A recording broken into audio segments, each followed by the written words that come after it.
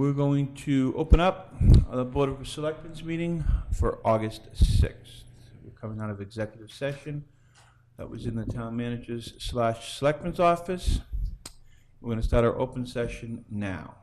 We do have a few announcements before we get started with our regular business. One being the meeting is being broadcast on local cable TV and recorded for rebroadcast on local cable channels and on the internet.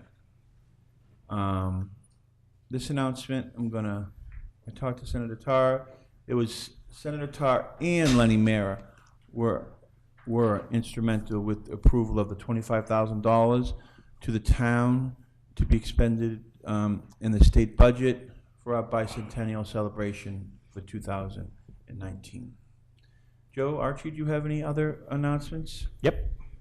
Joe? Two things. One, just to remind everybody that tomorrow is the National Night Out, and it will be held from 5 to 8 p.m. at the high school, and it's the Tri-Town police departments, DPW, and fire departments will all be there. And People from the sheriff's office? the sheriff's office, State police. and okay, well, I had one more. And a couple of weeks ago, the Pawtucket Building Committee had a public forum. There's also a meeting tomorrow of the Building Committee at 6:30 at the Sweetser School in Merrimack to presumably vote on which school configuration that they'll go forward with. Yeah, it's not, yeah, it's a joint meeting with the building committee and the school committee to vote on what configuration that will be passed to the School building committee. Okay. school building authority. Authority, Yep. yeah. Okay. Yep, Mike. Yeah, one second. All set? No. Okay, Mike. Just to remind people that August 15th is the last day to register to vote in order to be eligible for the September 4th primary. So you could do that in the town clerk's office. So August 15th. And aren't absentee ballots are available starting today? Absentee ballots have been available since the beginning of the month. Oh. Anytime to come in. Okay. Anything else? You have anything? Okay. We're going to take the first thing on our agenda. The police department, Chief Reed, please.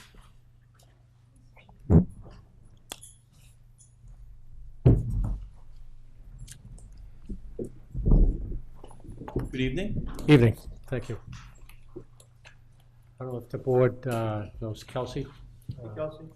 She usually works midnight, so normally she doesn't have the chance to come to the in meeting. bed after. Yes. You have the floor, Chief. Just a couple items for tonight. Obviously, the first one is something on behalf of Kelsey. My firm belief is obviously rewarding those employees who go above and beyond the normal day-to-day functioning of their position, and obviously that brings us to Kelsey this evening. I'd like to read the letter of recognition I hope the board has in front of them. The letter goes, this letter of recognition is presented the 6th day of August 2018 to Dispatcher Kelsey Grenham of the West Newbury Dispatch Center for her professionalism and hard work in the Dispatch Center. Over the course of a number of months, Kelsey took on a vital role and volunteered to develop, implement a formal professional training manual for all full, new, and part-time employees. This is not part of the letter, but this is a feat amongst itself to do this. A number of months ago, I had put out a request if someone would take this upon themselves and help me put something together, and Kelsey was the first one that, I don't want to say jumped up, but she's certainly one that came forward and said that she had a real good interest in helping put one together on behalf of the PD. And by accomplishing such an important manual, it enables the center to be more effective in training of all the new employees in the dispatch center. This letter of recognition is being awarded to you for your display of true professionalism and your commitment to serve the community of West Newbury.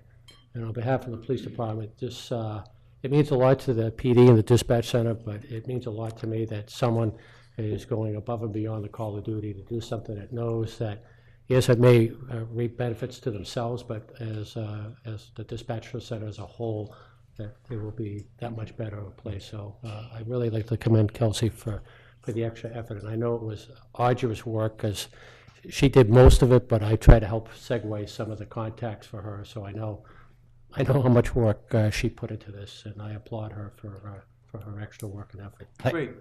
Thank you.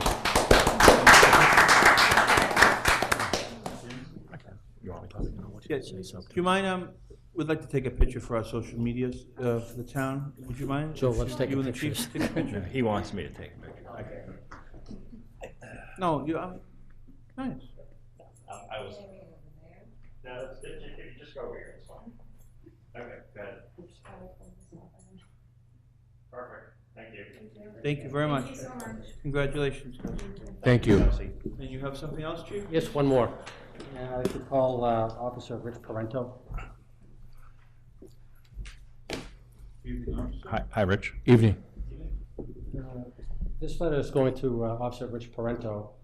He's been kind of my go-to officer who has been lately working a variety of all the shifts, but lately he started, originally when I first became the chief 3 years ago, he was on midnights, and it segued to pretty much all 3 shifts, probably over the course of the last 6 months.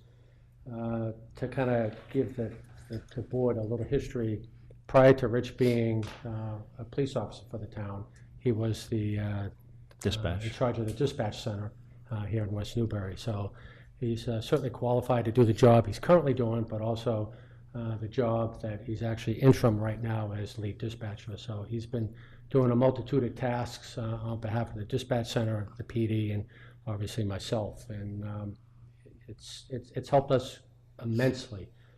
So I'd like to read this letter of recognition to Officer Parento. This letter of recognition is presented the 6th day of August 2018 to Officer Richard Parento of the West Newbury Dispatch Police Department for his professionalism and hard work in the center. Over the last year, Officer Parento has taken on extra duties as the temporary lead dispatcher, still while performing all the duties as a police officer. Officer Parento has worked tirelessly, reformatting and updating the dispatch center's operating manual, coordinating and facilitating a number of hiring processes, evaluating the operation of the center, and coordination of training and scheduling of all the personnel in the dispatch center. This letter of recognition is being awarded to you for your display of professionalism and commitment to the job, a can-do attitude, and willingness to serve the community of West Newbury. So again, the same accolades go to Officer Parento. Without people like him and Kelsey and a lot of other people that work for me in both the center as well as the department, we wouldn't be as good as we are today. And I really appreciate the extra effort that Officer Parento has put in, again, especially over the 3 years, but more importantly, over the last year. He's really had a can-do attitude, and he's stepped up and to do good things for the center. Thank you, Rich. It's Thank you. appreciated. And you need to get a picture too. You're not going to get out of here. Those, please.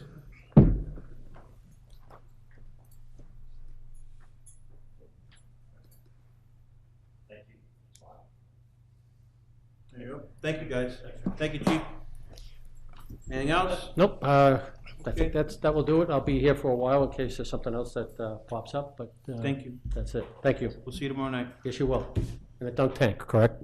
If I get out of that, no, I'm not.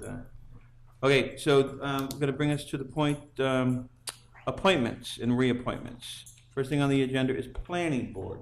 We have 2 people tonight for the associate members position that we've brought in. So Kim, is Kim here? Hi Kim, come on up, please.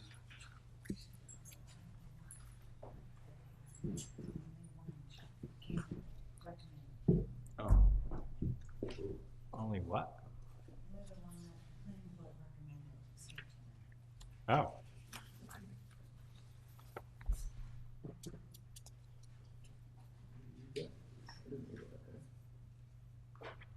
Well, no, I guess the question is there a Jennifer Reardon in the audience?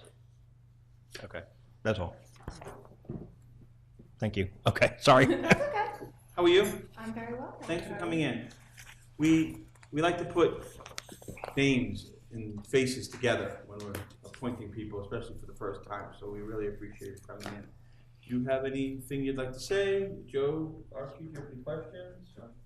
Yeah, I mean, if you could just tell us about yourself in relation to your experience of wanting to be on the planning board, if at all, if anything.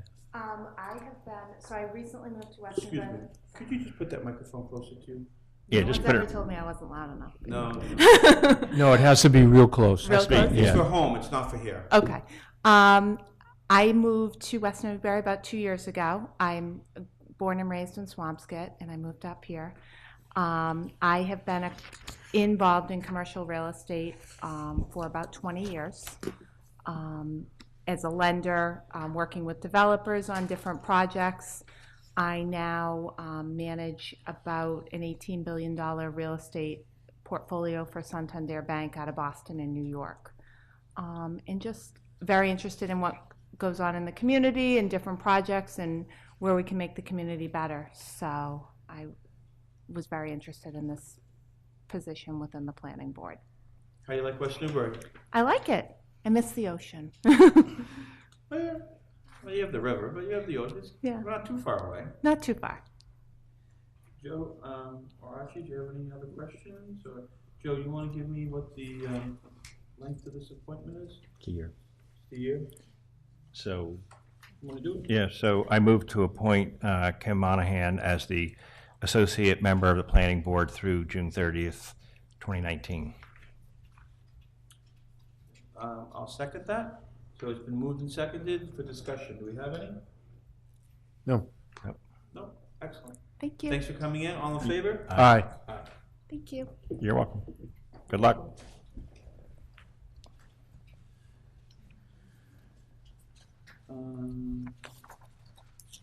Is Jessica here? Come on up, Jessica.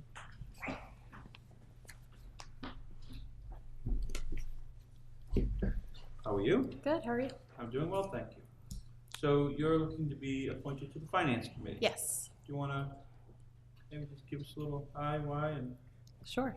So I have a background in Massachusetts state budgeting. I worked for the Senate Committee on Ways and Means for about 6 years as their budget director. And then since then, I've... So you didn't work directly for a senator, you worked as the budget director for the committee? well, the committee chair was Therese Murray when I was there at Ways and Means, and then when she was appointed Senate President, it was Steve Pangiotakis from Lowell. Okay, So I you- work for both, Okay. yeah. Do you know what's involved on the finance committee, what they do and time involved?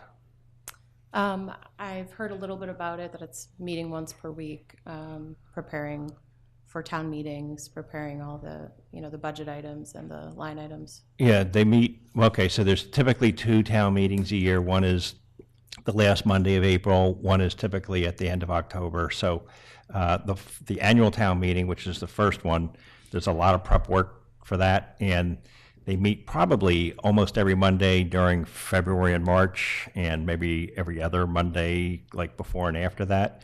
During the summer, kind of sporadically, and then for the fall town meeting, starting now almost, for like maybe 4 to 6 weeks. So probably, I don't know, Archie, I'd say about 20 to 22 times a year, maybe, in that range, low 20s, big guess. Yeah, I maybe a little more, actually. Yeah, 20 to 25, let's say. I don't think it's any more than 25. No. Yeah, could be an hour. There's could be a couple there's hour meeting. down times like the summer, but yeah. I mean, you get to know a lot about a lot of things. Obviously, everybody needs money, so they all come in to talk to the FinCom, and the FinCom is basically, they vet all the requests and then make a report, if you will, to town, a recommendation to town meeting on if they think it's a good spend or not. Okay.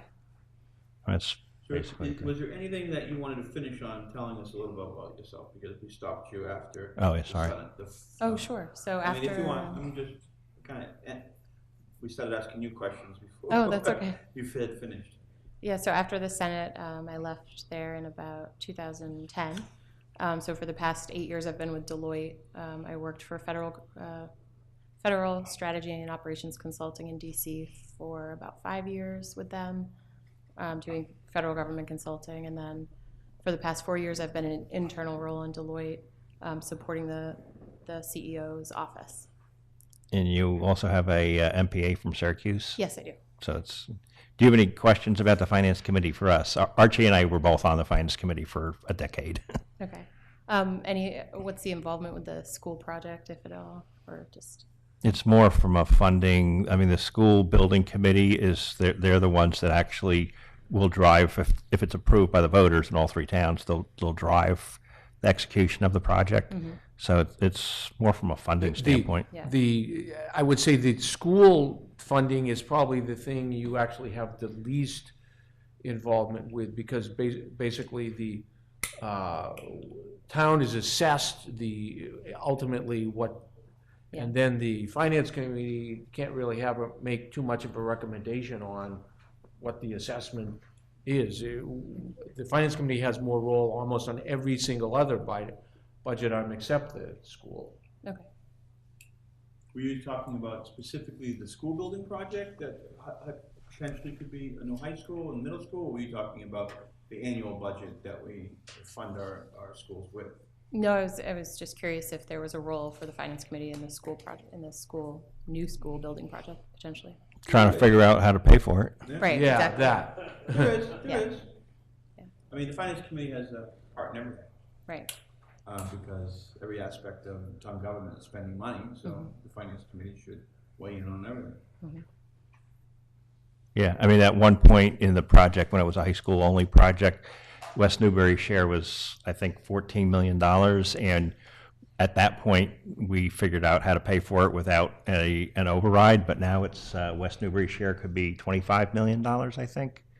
So that's not. We're all gonna know by tomorrow. We'll need some, figure out how to pay for it now. Right.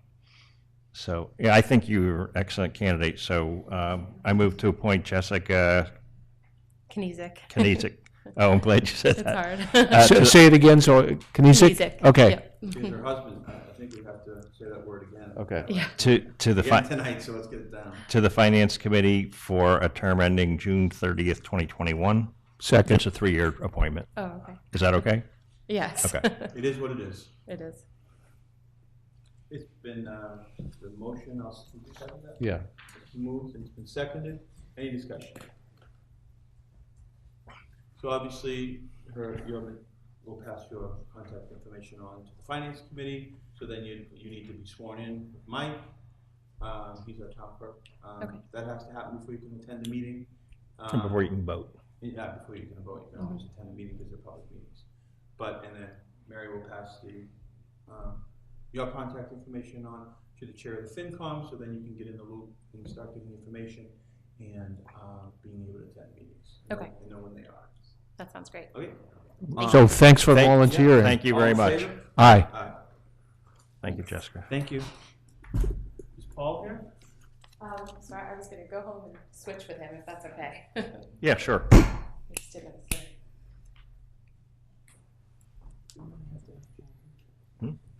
We don't know. Yes, I'd say yes, based on.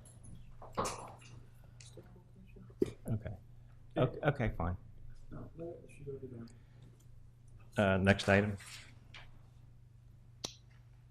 Um, I move to appoint Kathleen and Stephen Swallow to the Bicentennial Committee for a term ending June 30th, 2019. Second, any discussion? Can we make sure that we have a date that they're coming in? They'll be in at the August 20th meeting. Next meeting. Yep. Thank you. And the expectations are the expectations of that meeting are pretty lined up?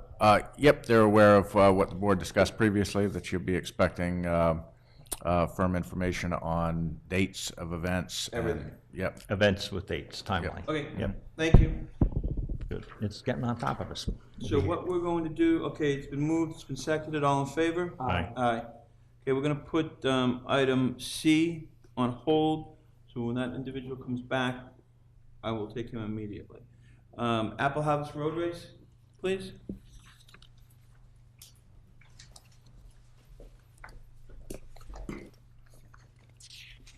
Hello, Hi, could you just, I think we all know you, Michelle, but could you just state your name and everything, just for the record? sure. Michelle Card, Race Director for West Newbury PTO. Do you have anything you'd like to say, or you want to start with questions, guys? Do we have any questions? Angus, you have any questions on this particular application? Joe, how do you want to handle this tonight? No, I would just note that there was a one-day liquor license application that was submitted. We did not put it on the agenda tonight because we didn't have all of the paperwork, so that's not before you. That will be back at a later time. Okay. Do you have any questions on the application or comments? Yeah, no, I just have one comment. And same thing I say every year. How will residents be notified of the road closures? Same as last year, as you wished, was that we Yes. notified them by You put a little slip, 48 hours. yeah, which is, I thought was great. One comment though, if you do the same thing this year, you missed a section of Bachelor Street from Cherry Hill to Middle. Oh, they did, okay. Happens to be where I live, but that's okay. I knew about it. They missed that section? Yeah, Are you sure? I'm sure. I could show you the notice that I you guys came put by out. and took it out, just to. Don't put one in his mailbox, we're just going to take it out this year too. We like to taunt him. It drives him insane. Yeah, because I personally put it on your mailbox. Mine? Yeah, because I remember you said that last year, and I personally did do it. Okay. Twice. I never saw it, but that's all right. Okay, All right, I will make sure. so, it's done. Joe, you want to make a motion that we approve this application? Yeah, Obviously, I move to approve the Apple Harvest Road Race special event application for October 14th, 2018. Second. Okay, so the discussion, while you're here, I know that the application for the liquor license isn't before us, but can I, just in case, I have some questions about that.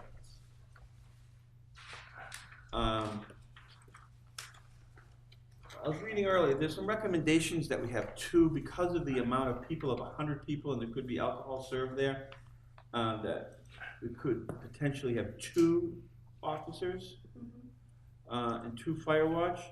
I mean, that's 100 people. It could be only like 30 adults. Well, last year we did it as with any pre-sales that we did prior, that I was in direct communication with the Chief Reed beforehand, 7 days before, that if it exceeded that, then we would go ahead and hire the 2 police details and 2 fire watch, just for safety. I just find it a little bit overkill that we would have to have 2. Well, No, I mean for for safety, anything over that, I think it was 125 or whatever it was, but, okay. But so then you're working with the chief, and then you're going to tell him the exact amount, and then he'll work with you on that, and that's perfect. Okay, that's it. All in favor? Aye. All right. Aye. Is there some expectations of this board on what the deadline for the liquor license application should be before us with the date event? Do you understand what the question is? It's October 14th, right? So well, it's for the 13th, because it's the day before. yeah, it's the 13th. So do you have any expectations, Joe? I just want to make sure that when everybody's meeting the expectations of when we want this in front of us, if it's far enough in advance. Well, for me, but I would also ask Mary in terms of processing. But the race is on the 14th, the event's on the 13th. Our last regularly posted meeting prior to that is October 1st. So I don't know what timeline you need to process that, if any. Oh, God. Can I say, if I don't have a sponsor by then, I'm gonna cry, so I'm working on that this week, actually. I'm hoping I just that wanted to make this sure week. you're here, we're all here, so I don't want, What's your timeline on the Wednesday prior to the meeting, Okay. Wow, okay. So if that works for you? September 26th is, Plenty of time, okay. I just want to make sure that you just don't get phone calls saying, where's your application? And we don't, and we're saying, we really don't care anyway. Okay, so we need to see that on the 26th. Great, Sure. thank you. Thank you. Town clerk, please. Mike? Have a good night. Good evening. Before us is the warrant for 2018 state primary. Everybody has to realize it's a Tuesday after Labor Day this year. I don't know about the turnout. Correct. Okay, what do we need to do? Sign the warrant, just like you would for any meeting. do we have So, to Vote on it? you just basically approve the warrant basically a motion to approve the warrant, and you sign it. I move to approve the state primary warrant for the 4th day of September 2018. Second, it's been moved and seconded. Comment, who has the original? We just have to write the You day have to- up here, just Yeah. don't forget that. Who has the original? So you'll have that all? I You'll need have six, all- I need six. Okay, we'll Six do it at the end, we'll do it at the end of the meeting. So, okay, so just make sure it's filled out properly, because we have ones that don't have the proper date on them. Okay? The day is just blank. I'd put in the dates. Yeah. Yeah, I know. Just- Okay. Okay, thank you. Because I have to sign it too. after It's you been guys. moved and seconded, no, for any further discussion? All in favor? Aye. Aye. Clarify policy procedure on disposition of items of low value. Angus, please? Okay. Early in my tenure, probably day 1 or 2, Chief Reed came to me with a couple of items he was looking to get rid of, specifically a gray plastic seat that fits into the back of a patrol vehicle and a metal cage for a patrol vehicle. We agreed we would put it on Municipid to see if there's any interest out there. It's been listed, it was listed for about a month, there were no bids. And so he's looking to get rid of those items, as well as some old and broken crosswalk signs, old radar units, and various wiring and control modules. Under the disposition law, Chapter 30B, in order to dispose of items of low value, there has to be a written procedure in place. At the time I put this on the agenda, I hope to have time to draft something quick. I didn't, so really, until you have a written procedure in place, I am not authorized to dispose of things, but I did want to take the opportunity to get the board's direction on whether you would be comfortable with a procedure that would essentially have the board vote to declare something surplus, not needed anymore, at which point, if its value is less than $5,000, or actually it could go as high as $10,000, to authorize my office to dispose of the items. What's the definition of disposing of the items? In the best interest of the town? So you could have a cruiser that could be worth $10,000. You could, yeah. I mean, I would be comfortable with a level of 5,000.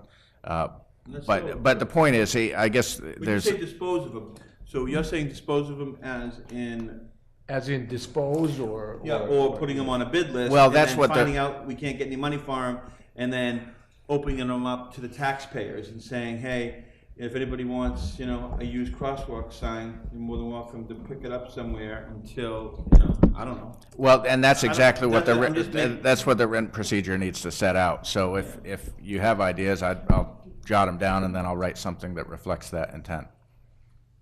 Well, it's all the taxpayers' money, so if we can't get anything for it, maybe, maybe they should have the ability to pick it up at no cost to the town and no liability to the town, or am I just? No, I like that idea. Okay. So why don't you draft something up like that? The devil is always in the details. Where would these things be, and? Yeah, and nobody wants to do it because then they're gonna have to have something. So you understand, Joe, you have any comments on it? Nope, I'm good. So, I agree with you. Maybe we could have a list of the stuff or junk, whatever you Yeah. wanna call it, on the website that people could. I think Angus needs to write something up, so he's looking for some direction. So the direction is $5,000. Yep. And then trying to sell it to get money for it. And during that process, then over X amount of time, when we find out nobody wants that used crosswalk sign or whatever, by law we have to do it that way, that we open it up to the taxpayers for a short period of time. And after that, we dispose of it. Right, I just think of I believe a car that we got rid of a few years ago, and I think it sat there for a while, but we actually did get a couple grand out of it ultimately. So I don't think we want to have the window too narrow. Yeah. So does that give you enough direction? Mhm. To draft something up? Yep. Okay. Thank you. Are you Paul? Yep, he is. So I'm going to go back, unless you want to hang out all night, Paul, and come in the end, but I'm willing to take you now. Yeah, yeah, come on up, sir. So I'm going to go back on the items because Paul was on, I think, babysitting duty, so he had to get the handoff from his wife that was here. We won't ask you the crazy question, you know, we'll be a little easier on you. Oh, good. So good evening, sir, thanks for coming. We just like to put faces with names, you know, with applications, and we haven't seen them before. And just maybe just tell us a little bit about yourself and why you want to be on the Historical Commission. We read your brief application, but Sure. not much heavy lifting. So my wife and I moved to the town almost 4 years ago. She's originally from North Andover. I actually grew up in Connecticut, so I'm not from Massachusetts at all. But we ended up buying a house that was built in 1850. And just the history of the house intrigued me about the area and learning more about it. And I'm a bit of a history buff anyways, so that's what piqued my curiosity, and I wanted to integrate myself more with the town and get to know more people as well. So I thought this would be a good opportunity to do that. Excellent. Joe, do you have Good. any questions? No, I mean, I think you'd be an excellent fit. There's the committee has developed into a diverse group of a couple of residents that have been here for a while and a couple of people that are, you know, relatively newer. One of them's an attorney. That's, you know, probably a good thing. So you got a group of people, different group of people. Any comments? Excellent. Joe, you want to make the motion? You'll have the... I get. So the Historical Commission is 5 members and they have 3-year terms. We already have 2, so you're filling a term for somebody that left. So it's through June, it's for 2 years. So if that's okay with you. So I move to appoint Paul, how do you say your last name? Knizek, okay. To the Historical Commission through June 30th, 2020. Second. Been moved and seconded. Any discussion? We tried to get your name straight with your wife, and we're hoping that we weren't going to have to ask you how to pronounce it. I just took the easy route. Okay, great. Thank you for volunteering, by the way. Yeah. Okay. Has to be sworn in with Mike. He's our town clerk. You know, during business hours in the town clerk's office, and then Mary has your information, and she'll pass it along to the Historical Commission. Not sure how much they meet, but maybe with some new members we can get a meeting going and figure out some stuff. That's great. Okay. All in favor? Aye. Aye. Thank you, sir. for Thank you, coming in. appreciate it. Enjoy your night. So just push your Yeah. Yeah, I'm coming to get sworn in. You need to come in and get sworn in. what's the time on that? Any time from 8 to 4:30. 8 to 4:30, Monday to Thursday, 8 to noon on Friday. All right, great. Or just prior to. And is that a pain in the neck for you because you work out of town? No, Mondays and Tuesdays I'm with the kids, but I can sneak out at different times. Terrific. I work from home, so. Enjoy your Perfect. day, sir. All right, thank you. Okay, we are now back on track. Update, clarify procedures. We're on F, update on enforcement options and staff responsibility, short-term rental bylaw. Excuse me, Angus? All right, as you know, the short-term rental bylaw provides that the board may designate such town officials as they deem appropriate to carry out the enforcement duties under this bylaw. I look at this as really a housekeeping item, simply to get the board on the record of who would be the enforcement agent. And I'm not aware that that designation has previously been made under this bylaw. So what I've recommended is that you designate my office as the primary enforcement, with secondary provided by the building inspector and/or other personnel as my office may designate. Okay. Joe, did you have any comments or questions? No. I mean, just a comment that, yeah, we kind of unofficially, the zoning enforcement officer was the enforcement agent, but to your point, I don't think it was actually ever voted. No, it was not. Archie, do you have any comments? No, I'm totally good with it. Mr. Joshi or I- Archie, could you make a motion on those recommendations by Angus, please? I move to appoint the enforcement agent for the short-term rental bylaw as the primary enforcement agent of the town manager, secondary enforcement, the zoning enforcement officer and/or other personnel as may be designated by the town manager. Second. It's been moved, it's been seconded. Any discussion? I would just note for anybody with interest in this matter, if there is a disturbance, loud music, that kind of thing, that triggers the authority of public safety. If the concern is about a violation that's not an imminent disturbance, that's when it would go to my office. So, but if people have any questions, they should just contact me directly. It's, By email. townmanager@wnewbury.org. Well, and also, just to piggyback on that, if it's at a time where the town office is not open, you can email, and we're also going to set up on the website a click to town manager, which will route to your email. So if you just go on the town manager page, not right this second, but tomorrow or the next day, town manager page of the town website, you can access you can send an email to the town manager, and if it's Saturday at 7:11 p.m., he'll get it. I will get it. Yeah, what we're trying to do is we're going to, now that we had to have this in place before we could set it up on our website. So phone calls to the town manager's office is not the way to go about doing this. Emails are the way to go about doing this. And that will be prevalent on our town website on how to put in a complaint or anything that people feel that the enforcement officer would need to have to take care of. Because a phone could, Well, he's not here Saturday night. yeah, a phone, we want to try to be as timely as we can on situations, the best we can, and a voicemail, after 4:30 on any day could not be, maybe not be heard until the next day. So email is going to be the only way of being able to do that. And it's going to be the town manager's email, and it will be all explained on our website. All in favor? Aye. Aye.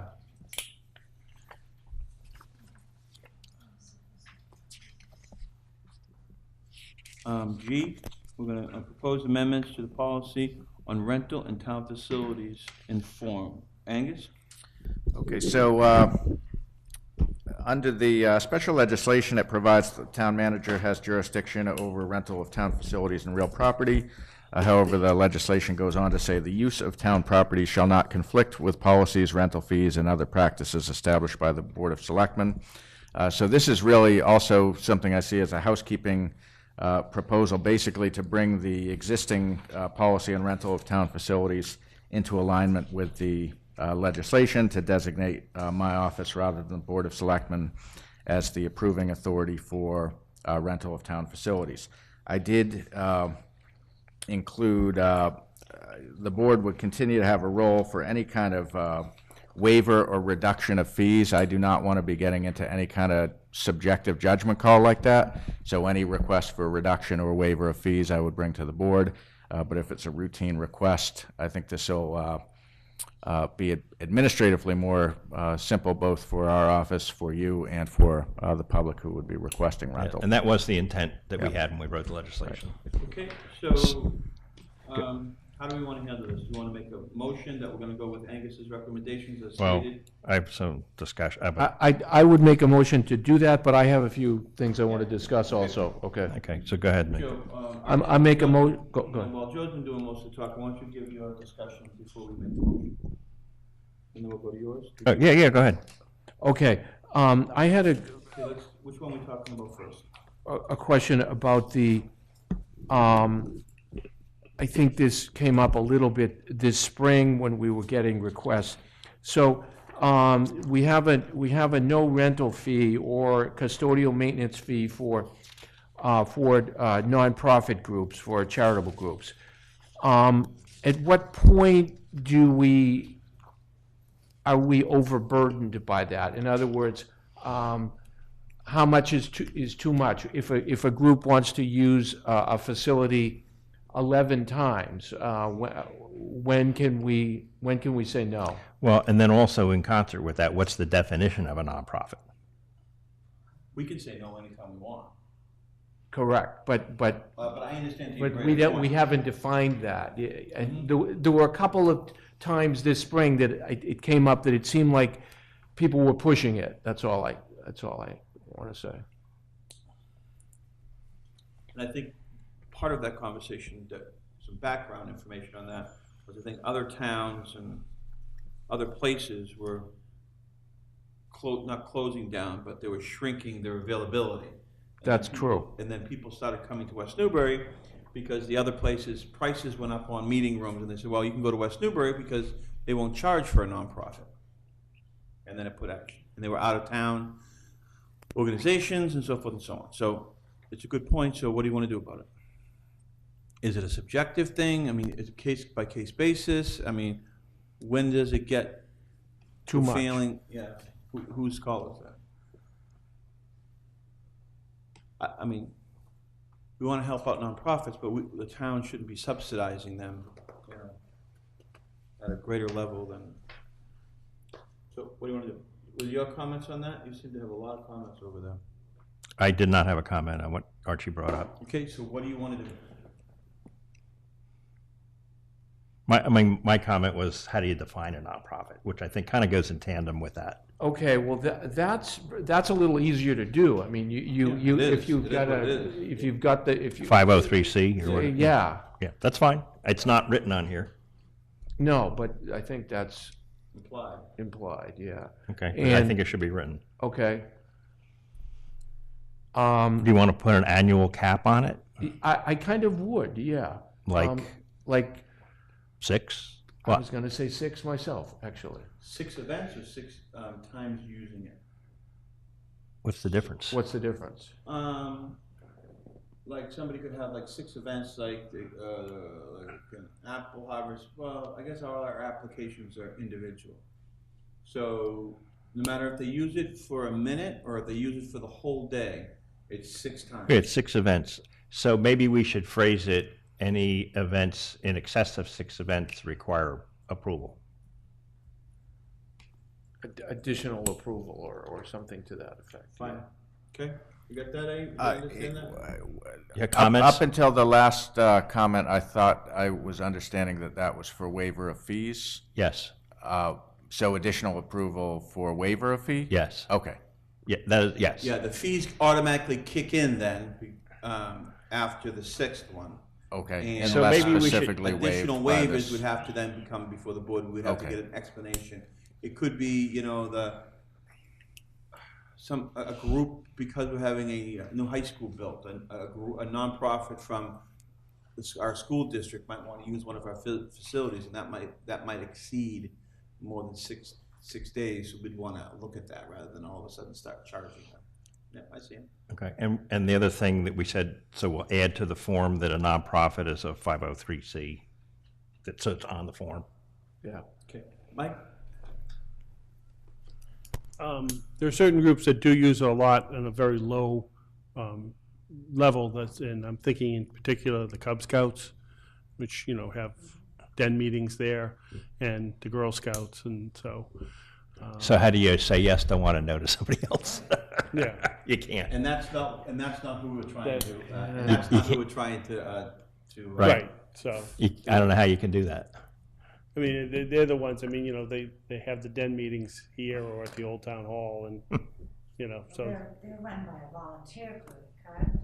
Well, that's But what they're this is, still that's a what non- this is. Isn't But that what the their Boy governing thing is the Boy Scouts of America, which is a nonprofit. That's what this is. But they're 503C, but they also are run by volunteers. Yeah, but everybody. Everybody's a but volunteer. Most of them are volunteers. Well, some nonprofits, like, you know, they say, have staff and stuff. But wait, so that was good. So now what? Every time we try to do something, there's always a reason. There's always There's an always- exception that, Yeah. yeah. And that messes up the direction we have to give our employees. So you want to work that one out? You understand our intention? I do. If I'm understanding correctly, I'm looking at page 3 with the schedule of fees, and I'm thinking something like a footnote appended to all of the references to nonprofit that say something to the effect of, you know, use of a facility over 6 times in a year, fees would apply except unless if specifically waived by the board, something to that effect. Is that generally where I'm hearing you're going? Yeah, Mike, is besides Boy Scouts, Cub Scouts, Girl Scouts, is there any other group that would be? Well, you have the Fire Academy that used it. Driving club? You have No, they don't Well, use it could. 6 I'm just times. saying, hypothetically, you have The card players, the the chess Well- people, garden club. chess people. The garden club, yes. Yeah, it's another one. Yeah, they use it about 10 I times don't a think we year. can do Okay, this. hold on for 1 second. This is what I want to do. Is this the new ones here? Yes. I don't think. Okay, let's think about that. It seems like you have 100 notes there. Okay, so I don't want to bog down for an hour and a half to talk about this, and then we're going to have 4,000 exceptions why we can't do what we really want to do. And let's think about that one. Is that okay? Yeah. Okay. Okay, so Joe, did you have any other comments? No. Okay. Joe? So, Mary, you probably need the microphone. Is there a particular lead time that would become burdensome, that if somebody walks in like the day before an event? We're talking about the town facilities? Yes. You know, I mean, each situation can be a little bit different. Some people, you know, the weather gets bad and they see a 7-day forecast and come in and want to try to rent the facility. So having it at least a week in advance, if not 2, would be the ultimate. Yeah, but I thought the reason why we have a town manager is that person can handle and make these decisions on the, not on the fly, but as a managerial thing on a day-to-day basis. So it's raining out and the Page School kids want to take their picture at the old town hall because it's poor, the 6th graders, because of the class picture, and then, which has happened before, and I've gotten a phone call at my house. And we're going to say no to them, and all they need to do is, hey, I'll take the responsibility. Glenn, I'll come to your house, get a key, or is it okay? We're going to be in there for 15 minutes? No, I think it should be done on a case-to-case basis, and we have Angus here to make sure it's not being abused, and the proper procedures in place. I mean, that's my feeling. If the facility is available and if the fee is being paid, or if no fee is required, no fee, but if the requirements are met, I'm looking for policy that is not discretionary, because I don't want to be in a position of picking who gets to rent it or not. Because to me, that's more of a policy issue.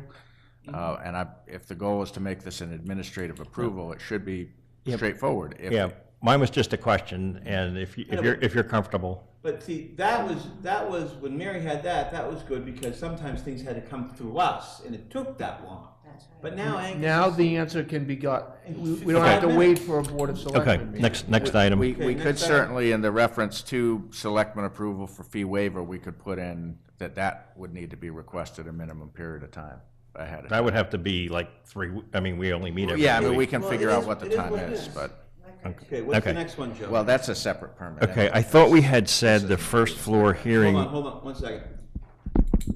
I'm sorry. I wanted you to be part of this because, okay. Joe? I thought in a past meeting, we had said that the first floor hearing room is only for town business, so like boards and committees with, I think there was like a COA group that was grandfathered. The Mahjong ladies. Yeah, That's somebody. correct. That was the plan, yes. Is So, it only for departments, town departments? And boards. boards and committees, like, yeah, You know, if the historical commission wanted to meet here or finance committee. they do, they meet here. Yeah, I mean, if. But the we room's kind available. of wanted to That was restrict under that. your yeah. request and Gary's No, request, I know, actually. and I approved Pawtucket. That's the music, what is the name of it? I don't- That's the grant meeting. the grant Well, this is made going, it. anything that's already approved is already approved. But that's part of the town too. So I approved that, but it's really just meetings is what I It's was. meetings, yeah, I mean, that's what we had said. With But Yeah, meetings you know.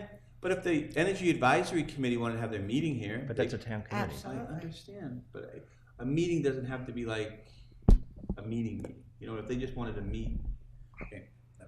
I just didn't want people to think that it's a full meeting, people come up and they have a big agenda like our meeting. You know, if somebody just wanted to meet here in their, you know, Yeah, that's how I was addressing it. okay. So if that's the case, should we take first floor hearing room off of this application?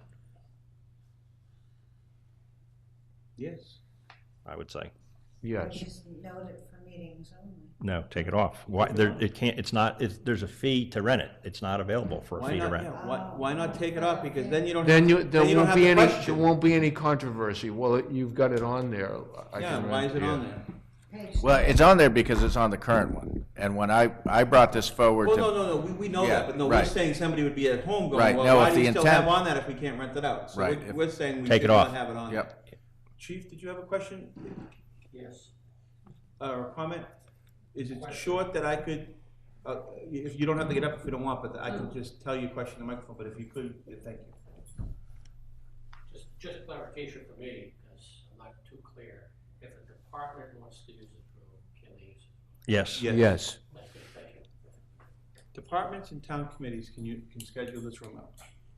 But they have to go through the scheduling. You have to schedule it, though. You just can't show up. On You that- could show up and you wanted to meet 3 people here, and you could show up and you could be sitting here having a meeting, but then if a scheduled meeting came in, you'd have to leave, like everybody else would have to. Okay, next one, Joe?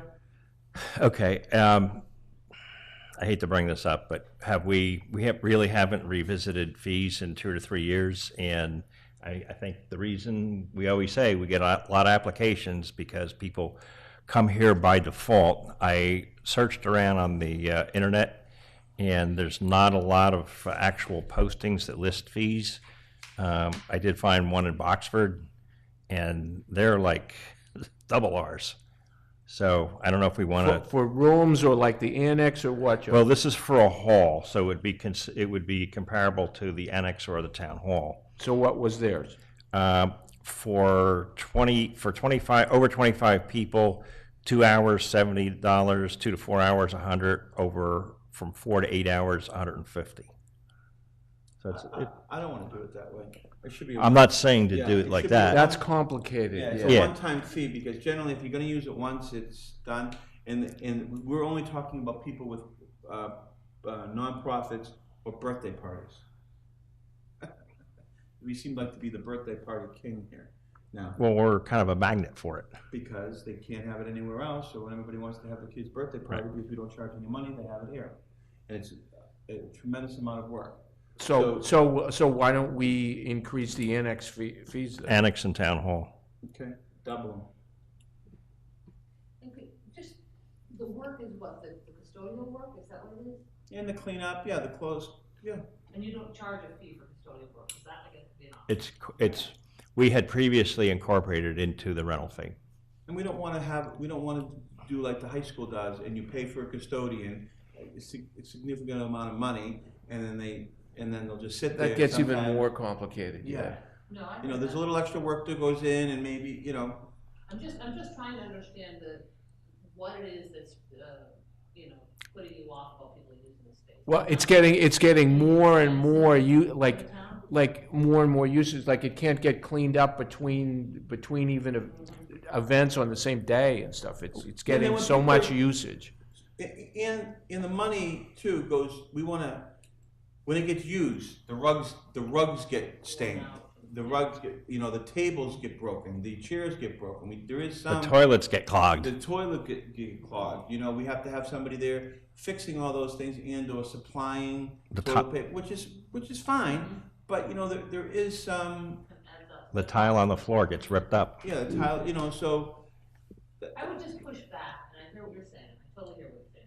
I would just push back and say for the people who are in town, nonprofits in town, and not just the one I'm affiliated with, these are people who are volunteering their time to do something good for the town.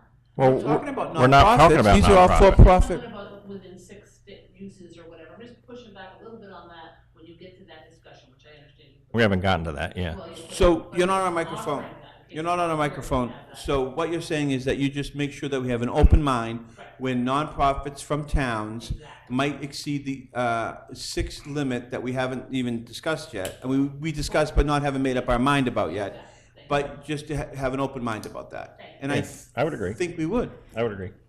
I mean, Okay, we doubled those two. Next thing, Joe. Wait, Trying to get you through this. So for annex and town hall, was that the Double them. board direction to double yes, both? Yes. Yep. Yep. I think I'm good. Okay, so I'll make a, Joe, I move to approve the revised rental of town facilities policy and fee schedule as Angus laid out and as amended by the board. okay, second. It's been moved in second with a discussion, a little caveat, that there has been some discussion about overuse by, of some individuals, not being the Boy Scouts, not being the Girl Scouts, or any of those, that we need to maybe have a later discussion about and give Angus some direction. You feel comfortable that, how we laid it out for you? Yeah, the one item that I would point out, we did get the correspondence earlier today from the Riding and Driving Club that pointed out that the equestrian area under the Mill Ponds management plan calls for approval from the Mill Pond Committee, not Parks and Rec. So I don't know if we want to try to sort that out tonight, but it is in the management plan as the Mill Pond Committee having that. So approval. designate Mill Pond Committee versus Parks and Rec Commissioner. It's always been Tom Flower with Parks and Recs. No, haven't. Since I've been here. Yep, but there, And you are that's right, and we scheduling, right? you are right, but we do have a management plan, which I have brought up before, that we need to actually, that's gonna be on my future agenda, which was on my other future agenda. We haven't had that management plan review like we're supposed to have all the time and bring everybody in for a while, and I'd actually like to do that in September. But I think we just did that because of that, if nobody looked back and did our homework. Not your fault, our fault, because we gave you direction and when we were doing these over. So the management plan does say it needs to be the Mill Pond Committee. Years and years ago, we always went to the Mill Pond Committee. They always approved that stuff. It wasn't Park and Rec. Okay. But we just, it was our mistake when giving you direction when we were making all these new ones up last year. Okay? So I think the question on the equestrian is, do we continue with recent past practice, which is what's reflected in this document, or do we update this document to reflect the 2007 management plan? Well, I think we have to follow the management plan. There's no choice. Now, if we want to, Make it both. yeah, if we want to. No, absolutely not. Why? Well, for one thing, you need. I don't like the word approval. That's what I don't like. Yeah, I mean, So those what I would committees like to can't do- take I mean- action without a quorum and a public meeting. So, I mean, you're adding a lot of time and Yeah, but I don't overhead want, to. I don't what- want the Riding and Driving Club going, getting approval, and then they have to get approval from Mill Pond, and they have to get approval from Park and Rec to be able to have something up there. I don't think, maybe notifying them, especially, you would definitely want to notify, and we all work together, and that should be, I think that's in that management plan. But for Park and Rec, so that means they would have to get approval from, just under that thing, when you say both, they would have to get approval from Mill Pond, they'd have to get approval from, So why don't- from Park and Rec, and then get approval from you. So, I think that So would be it's- overkill. it's, in my yeah, so opinion. it says Mill Pond in the management plan, so why don't we just leave it at that and also say, and advise Parks and Recs, just so they know about it? Yeah, and I think they do that anyway. That makes They both sense? work together. That's what we currently do. There you go. So, and with the caveat of put a footnote on that management plan, because I do want to discuss that, and that might be something that we can Right. change or work on Tweak that. it, yeah. So in terms of the change that I'm hearing is on page 1 of the application form. After Pipe Stave Equestrian Area, that'd be 3 asterisks, not 2, which would basically reference the Mill Pond Committee. Yep, Okay? thank you. Okay, it's been moved, it's been seconded, all in favor? Aye. Aye. Aye.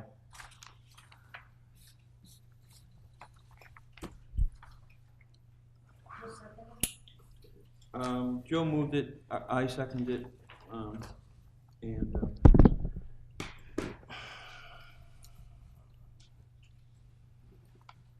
now, so we can, they don't have to, I see Kathy's here from Riding and Driving. Are they here for any specific request or was that for the conversation? Because I don't see any real approval on this, or am I missing anything? Or were they here just, because I understand there was some correspondence Bless you. about something coming up, so they don't have to sit here, what, you know what I mean? Are they here for to answer any questions? No specific event, we just wanted to know what the new policies would be, just for our information. Okay, I just want, okay. Okay, did you? Are you happy with it? Yeah, Okay. yeah, I should have probably, Would that change for the, Parks and Rec, because we've always advised Parks and Rec, but we've never asked them permission, so, That's how it should be. yes. So it was okay, It's okay even the though way our it is. document was wrong, Yes. yeah, okay. Makes sense. Okay. Okay. So we just agreed with the way you've always done it. Yes. But people, okay. So. Yes, no, and I do agree that the management plan probably needs to be updated, I'm glad you're. Yes. So if you guys start turning some wheels, Yes. we're going to try to get everybody turning some wheels, and then we're going to work with Angus, and we're going to talk about it. The 2007 is too long ago, And there's too much happening down there now. We need to. yes. No, I Okay. agree. Thank you. Okay, now did we propose amendments to the policy of rental in town facilities and form? We took care of that too, didn't we, at the same time? No, that's what we just did. Yeah, we didn't do, Propose amendments to the special events permit guidelines. I only have one comment. Okay, Joe? It's a question again for Mary. So this does fall under our approval, and I know on the second page, it says minimum of 90 days before the event, and I'm going to venture to say 90% of the people don't follow the 90-day requirement. Is that accurate? They're getting better. They're getting better? We've been working with them, and they certainly have been. Is there a way that you could, like, put some, I think maybe 90 is too much, maybe. I think 90 is too much, Is too. 60, would 60 make more sense? Because I understand they come in with incomplete applications, so they got to go back, and it's a process. Right. I mean, some have no problem with the 90 days, and some do, so. Yeah, I think actually, 90 days is too. But I would rather have 2/3 of them be giving extra time, and if a third of them are late, but instead they're late at 60, if you give them 60, then they'll be late at 40. you could charge them $50 late fee if it's less than 60 days. The board approved a road race in November at your last meeting. Yeah. So they were well in advance, but there've been those But, I that, mean, who are we talking about? I mean, I can't imagine, who are we Yeah, talking but about? Glenn, if you were planning a 80-mile bike race, you have to publicize it and get it out there. You can't. You can't You do would it. be irresponsible to start it So I with understand. 60 days. I totally agree with you, Archie, but I'm saying that why are we having this discussion if this is not a problem that is causing administrative problems and things aren't getting done? I haven't heard one problem Is that it, we've had. is it or isn't it? Yeah, because we actually approved a couple of things earlier this spring, probably in June, that the event was like a week in advance.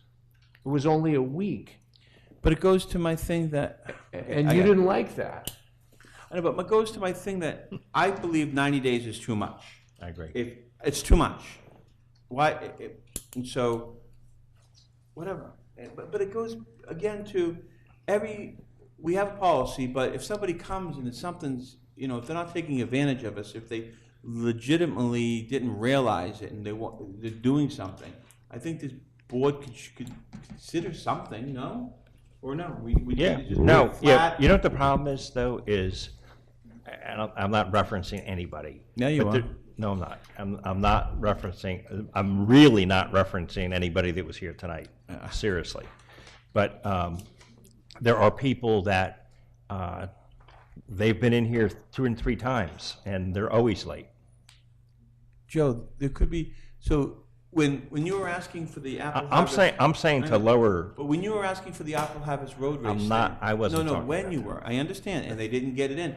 But that event is in October 14th, and they got it in on July 26th. yeah, and they were fine. I think 60 days is fine. I mean, I don't know. I think we're creating a lot more administrative stress that we're worried about this more and not taking care of stuff. So, I don't care. So I don't know. What do you want to do? But Glenn, we don't ever say no anyway. So I what's the understand. So that's why- problem with getting people in a little early? Because I have no problem with that.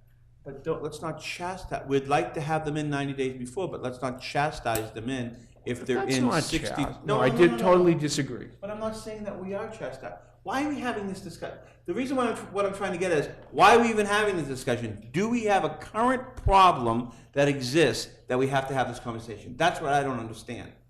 That, you mentioned that, you know what I mean? So Well, I don't know. I'm recommending change 90 to 60, that's why we're talking about it. Okay, and then you're on the front line.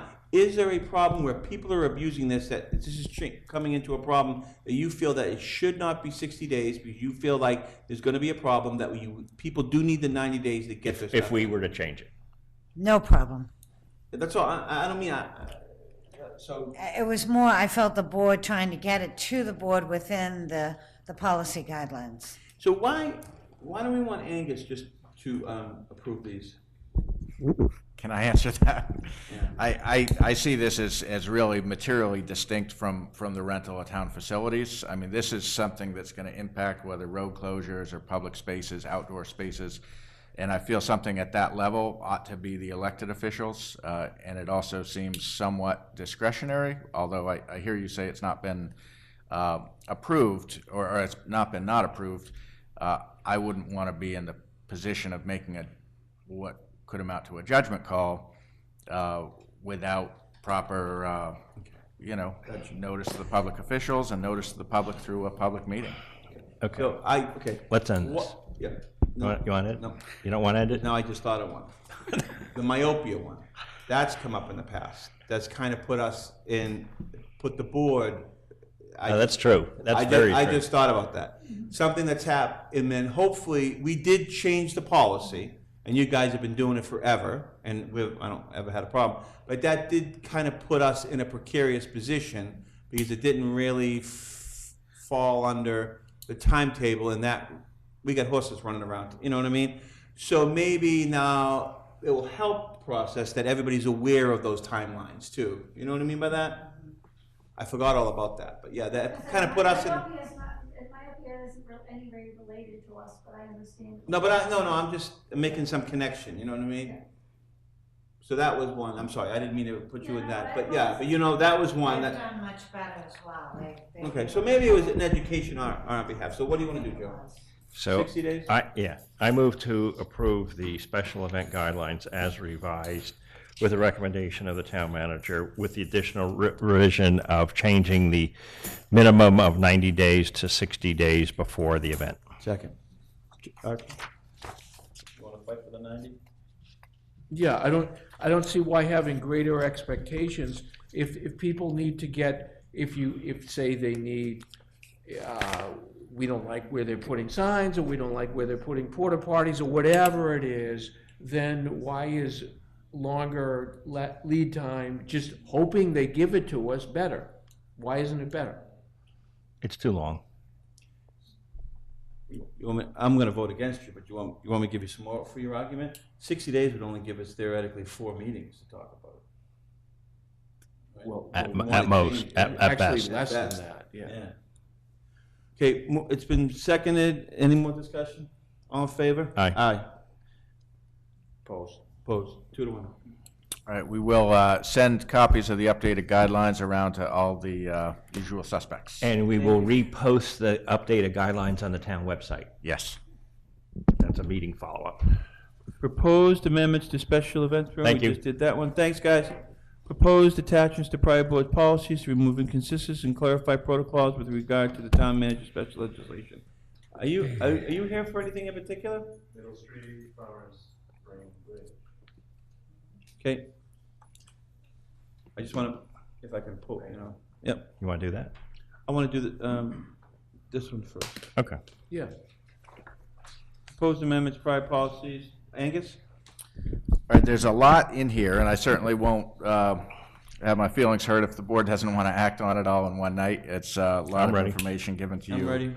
With not a lot of advance. But basically, as I have been getting oriented, I'm trying to make sure that I'm aware of every bylaw, every policy, and so forth. And so there are these about 30 policies that were on file in the Selectmen's office, some of which, in talking with staff, seem to have kind of faded into Oblivion?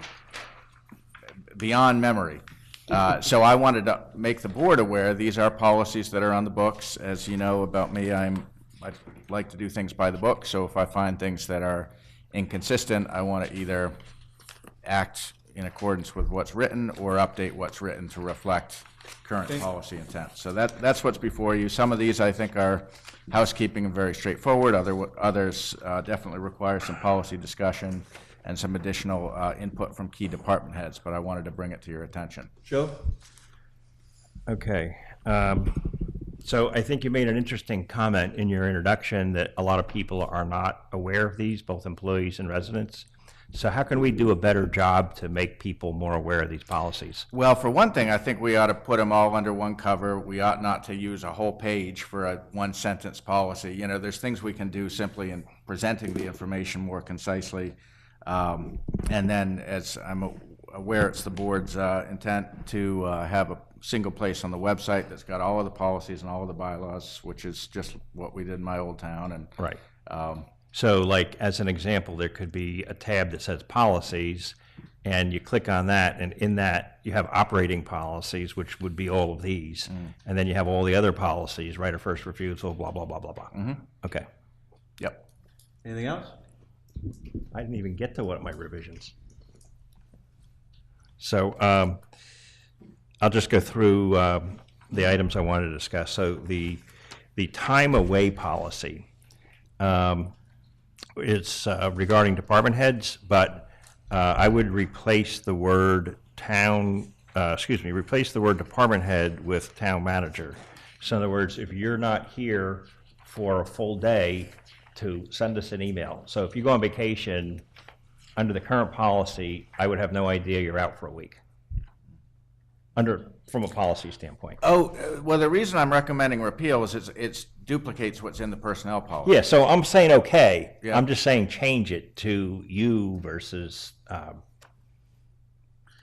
Okay, I mean, I see it as Say that again, Joe, I didn't duplicating get what's that. already in the personnel policy. Okay, so what's in the personnel policy that I'm missing? That people have to provide, they have to request vacation from their department head, and it's got to be approved. Okay. Can we do this? Can we do this another way? Sure. Okay. Angus has given us some from page 1 and 2. Do you want to go down each one really quick, right, and say which one we would agree? I agree with everything except the ones that I'm going to talk about. Okay. So. What about you? I had very little problem with it, so let's hear what Joe has to say, yeah. Okay. I just didn't want to then, No, I'm good. I didn't want to keep on going around. I'm pretty good with it. Continuity to it. Okay, so how would you want to notify us, or you think it's already covered in the personnel policy? I think it's covered in the personnel policy. Okay, I'm fine. So repeal. Okay. Next one, Joe. The next one is the fall town meeting schedule. I would remove, because there's a requirement in there that we have a deadline for special articles 4 weeks prior to the town meeting date. I would remove that because I think we need. Which page is that? Page 19. 19. I would remove 4 weeks prior to town meeting so that we have flexibility to set when the articles are due. Okay. You have any questions? You have any problems with that? So we could say 2 weeks. Well, How about at a date to be specified by the board? Yeah, I think we should establish it as we go. I don't think it should be That's what we're stated. going to do tonight with our town meeting schedule. Yes. Okay. Okay, next is page 22. Street opening applications. Do we want the town manager to approve these? Yes. Archie? I'd say yes. Okay. I mean, I don't know one that we've ever disapproved. I don't know. Because in that theory, by the time they make it to us, street all the opening. kinks will work out anyway. I mean, by the time they make it to us, all the kinks will be worked out. Yeah. Is it just something, though, that just to play devil's advocate, in a public meeting, maybe in a butter or someone down the street or something like that, and this gives them an additional opportunity It could, but it's never. to voice a Has that ever happened an to you? opinion about that. Like that driveway is going to be too near where my cat walks or something like that. I don't know. No. Never came up. I know, but it just, it But gives you know people what? the opportunity, that's all Well, I I'm understand that, saying. but I think we're, I don't care about the ability to do it, understand. just the public being able to know about it, that's all. I don't know. I don't think it's ever never happened. My recommendation on this one is that we table it because we have a bylaw, and I didn't take the time to look at this side by side with the bylaw, but I want to make sure that what we do is internally consistent. Right, so that was, I'd recommended that we have DPW and table that water one.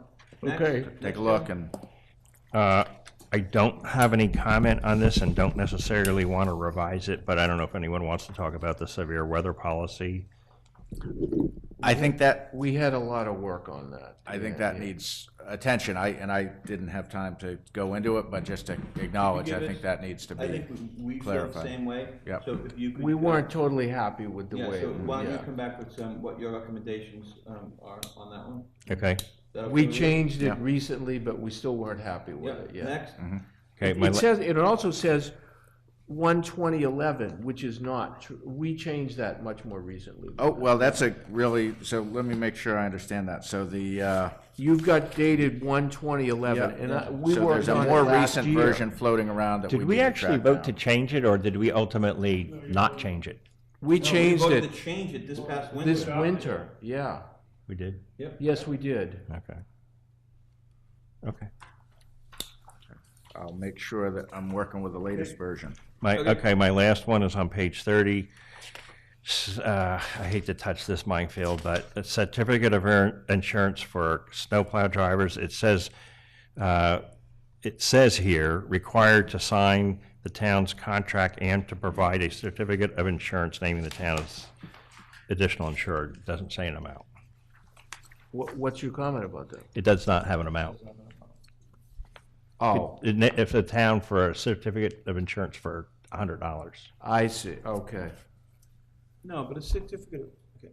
So, on that one then, Angus, why don't you do a little homework on that and come back with a recommendation? Well, we had an amount, and we Yes. do have one, yeah. I just don't, And that needs, it's lower than I was happy with, I know that, It's yeah. 500,000. it is what it is, but just come back and if it's what we have, it is, and then maybe get some, I can't remember, did we look at other towns? We got a lot of We did. pushback on that. We did. Did we? We did. Okay, well, just come back with some We type of had to recommendation. lower it, yeah. So I move to Oh, yeah, approve, that's right. We did lower it. I move to approve the policy recommendations of the town manager with the exception of the edits we just made and the items that we tabled. Second, All in favor? Aye. Aye. Rick? Yeah, Angus. Do you Yes. mind if I take, something out of order in your town manager's report? We have somebody here that's specific about Middle Street Bridge, and that could be 40 minutes. I have no concern whatsoever about that. You're welcome. So Angus, number one under your town manager's report, please. Okay, so following up on the last update I provided, we did have another meeting with the city of Newburyport. Public Works Director and I attended last week, along with the mayor, a number of department heads, as well as BSC Group, which is the consultant retained by the city.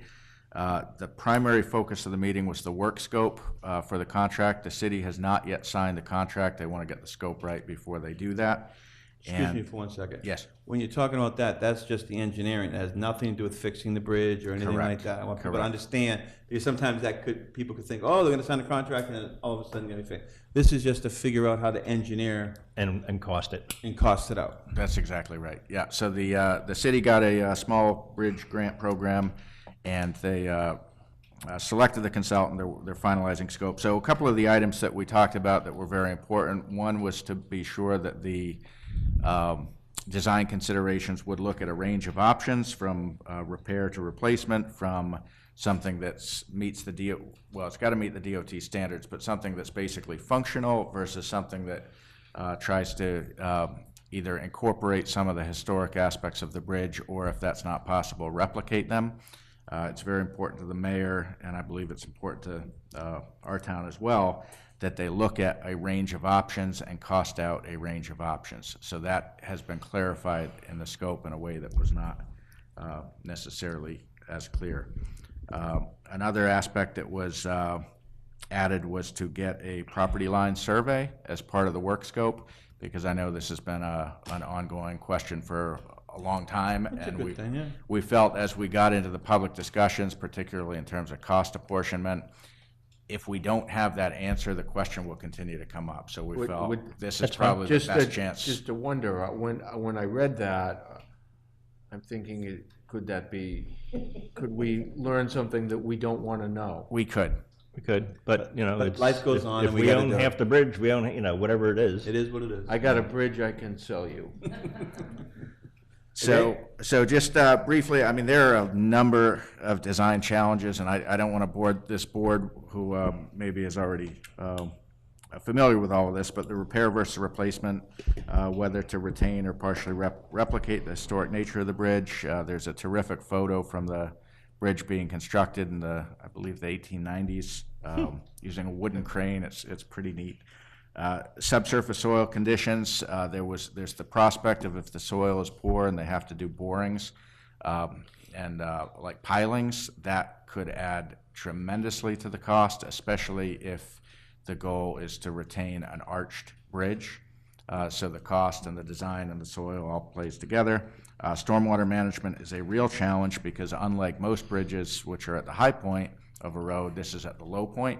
So all that stormwater coming down can't go into the reservoir. So that's a huge design challenge that the engineers are focused on. Another is safety of non-motorized users of the bridge, whether cyclists and walkers, but also people fishing off the bridge.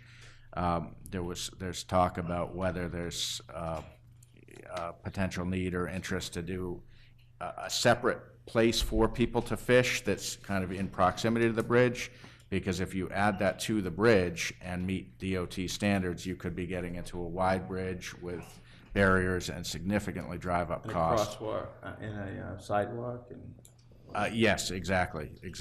And I should clarify, just so there's no question, the design width that's being talked about right now is two 10-foot lanes with two 2-foot shoulders, so a 24-foot width total. That doesn't mean that can't change. Of course it can, but no one right now at the design level is thinking about sidewalks on one or both sides. But How that big is rate, it now? How is it now? Yeah. it's 19 and a half feet right now. And then finally, the need for lane width and guardrails. The guardrails have to extend a certain length off the bridge, and because we're going to end up with a bridge that's wider than the current paved roads that are connecting to it, those guardrails can't just hang in midair. They have to be, so there's a lot of design complexity. This is complicated. And it was, I think what I said in the memo is basically, I believe the city is very focused on moving this forward expeditiously. Good. And I am very confident that we will be at the table right throughout. And as I said in this, once we get to the stage where there's real information to share rather than this kind of preliminary stuff, there will be public meetings. There will be notice to people in proximity. Was there any discussion of a Bailey Bridge? So, you know what I mean? I do, and I don't believe there wasn't. There wasn't at the meeting, no. Should there? I mean, what's your opinion? I'm not an engineer, but so you're talking about something that basically lays over the current bridge. And it eliminates a lot of the cost that you just described. I will. I mean, it doesn't. Yeah. It's not a historic bridge, but it's something that could be put in place a lot quicker for a lot less cost that people might be more open to in Newburyport. A Bailey Bridge. Bailey? Yeah, it's the Army engineers. Corps of Engineers, when they put it over. There might be a couple laying around not too far away, from what I hear. Rick, did you have any questions? Yeah. You need to use the microphone. Sure. Please. Thanks for coming in. If you could just state your name, please. Rick Bridges, 416 Middle Street. So I guess just the question really primarily is what level of input are West Newbury residents going to have over the bridge? As in what capacity? Of what kind of bridge, or how fast it's going to get done? What do you mean by that? Everything in general, just really design, how it might affect our side of Middle Street, that kind of thing. Right now the bridge, I think, is in a kind of a unique position to act as almost like a traffic calming measure because of its width, even though it might be dangerous. So the concern would be, adding width to that bridge is going to increase vehicular speed on the road, which is used really as a cut through to the industrial park. And clearly would, obviously cause the damage was the truck traffic. To what extent may there be truck traffic reduced as Newburyport does on Turkey Hill with, not allowing trucks on that road? So those are all good comments.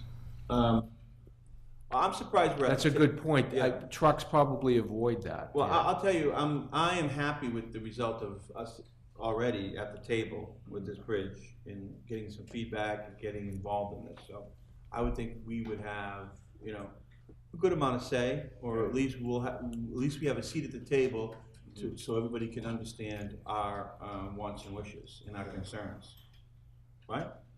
Right. And I will say, in terms of, there were a lot of people around the table, and those concerns all came up. It's all obviously very early, so we don't know where they'll shake out, but everyone's aware that if you go to the DOT required lane widths, it is a wider road, and there is a concern that it is not, it undermines some of what that traffic calming is. Some of that is, if you decide to accept state money, you have to build it state standard. So some of that is part of the deal that you make. Butter notices, is there anything that's going to be unique to that? Or? We do have interested, it's one of the topics of interest on the website, so you can put in your name there, or anytime contact Mary or I or anyone on the board and give your email address, and we'll make sure that you get notice of meetings. But in addition to that, we would create a butters notification mailings once we get to where we have any public meetings. At this point, the contract isn't signed with the engineer, so I think that's going to be some months. But at that point, we would, and I would really look to the board for guidance on what is the interested area. I think my inclination would be to take Middle Street all the way back to kind of the intersection of the next road. Yeah, at least to the intersection, maybe a little. So do you understand what the interesting? So if you can click on to our website, so you like if you want to get a planning board meeting, you show interest, and you get those 3 things. So you get the push. It's up to, we have the ability to be able to make sure that you're notified. It's about the people have to do their homework and, get involved on the list and stuff like that. Okay, I can tell our neighbors as well. And you're welcome to, this is the memo that I kind of read into the record. You can take a copy of that if you'd like. Just to, yeah. Thank you. Thank you, Rick. Have a good summer. Thanks. Great summer, it's going too fast. Yeah, it is. Thanks, Scott.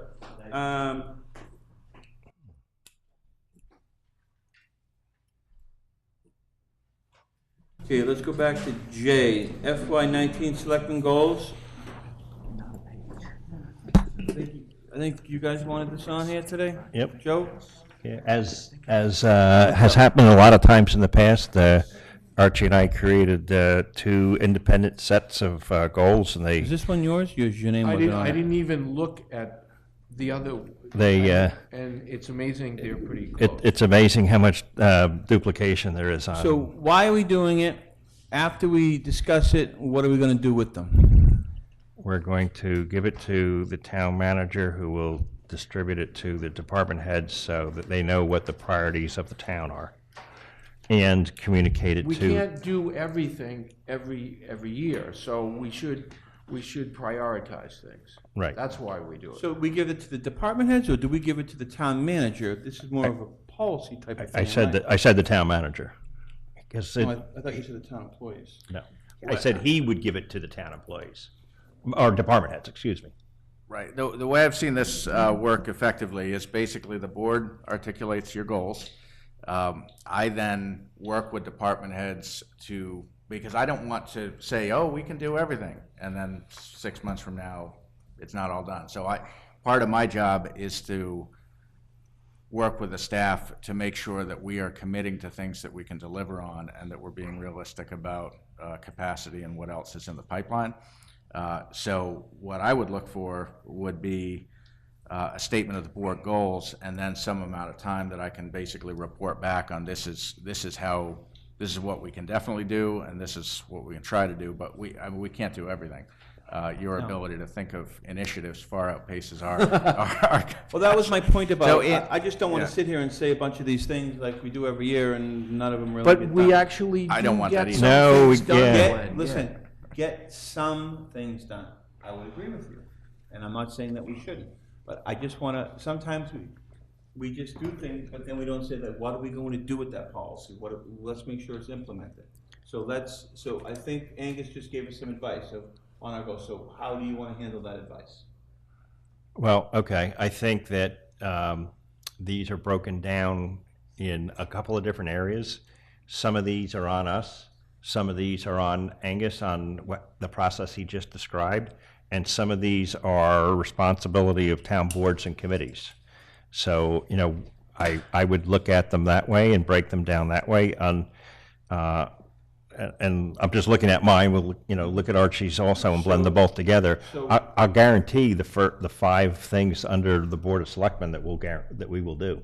So then, okay, so you have them now broken down. So now, is it our responsibility, the Board of Selectmen, to then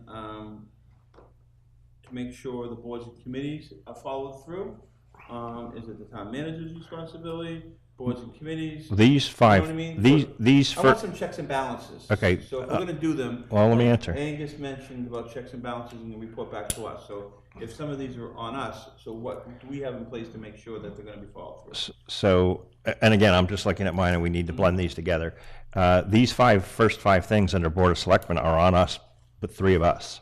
The town manager items, I just took them from the goals that we had already discussed with Angus. Now, I think additional vetting is good, but these aren't new. These are from Okay, so a hold couple on. of months So, ago.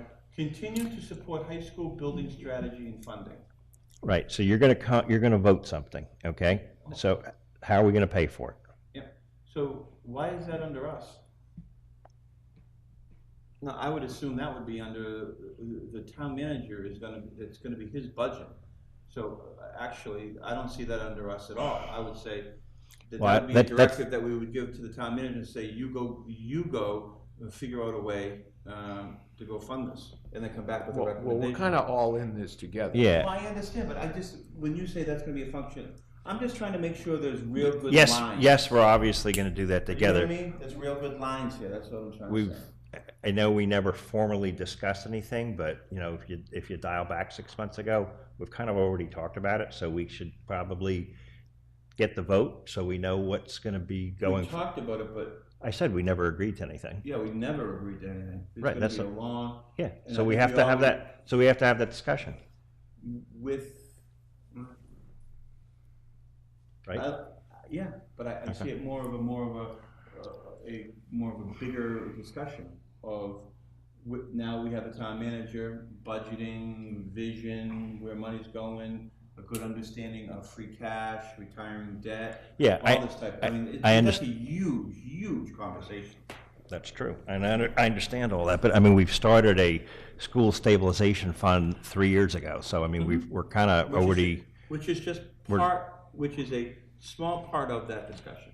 it's an important part of it, yes. No, well, all the parts are important because they make a whole, but it's just a small part of it. Well, okay, Okay, so I think we're talking about, like, if you put it under us, or you put it under I town don't care, but I manager, just wanna like, get 'em- whatever. I want something done, so that's why I'm not big on these things, because we seem to do them, but, okay, what's the next? It keeps you focused from getting, Okay, so the first 5, continue to support the high school building, these are under ours. Review and revise all policies, including the creation of a new financial policy. That's what we're doing next I guess week. this is the DSL thing. Yep, yep. And that's a huge conversation that hopefully within a year, we'll have it in place, right? I hope so. Develop strategies to increase communication methods and employment with employees and residents.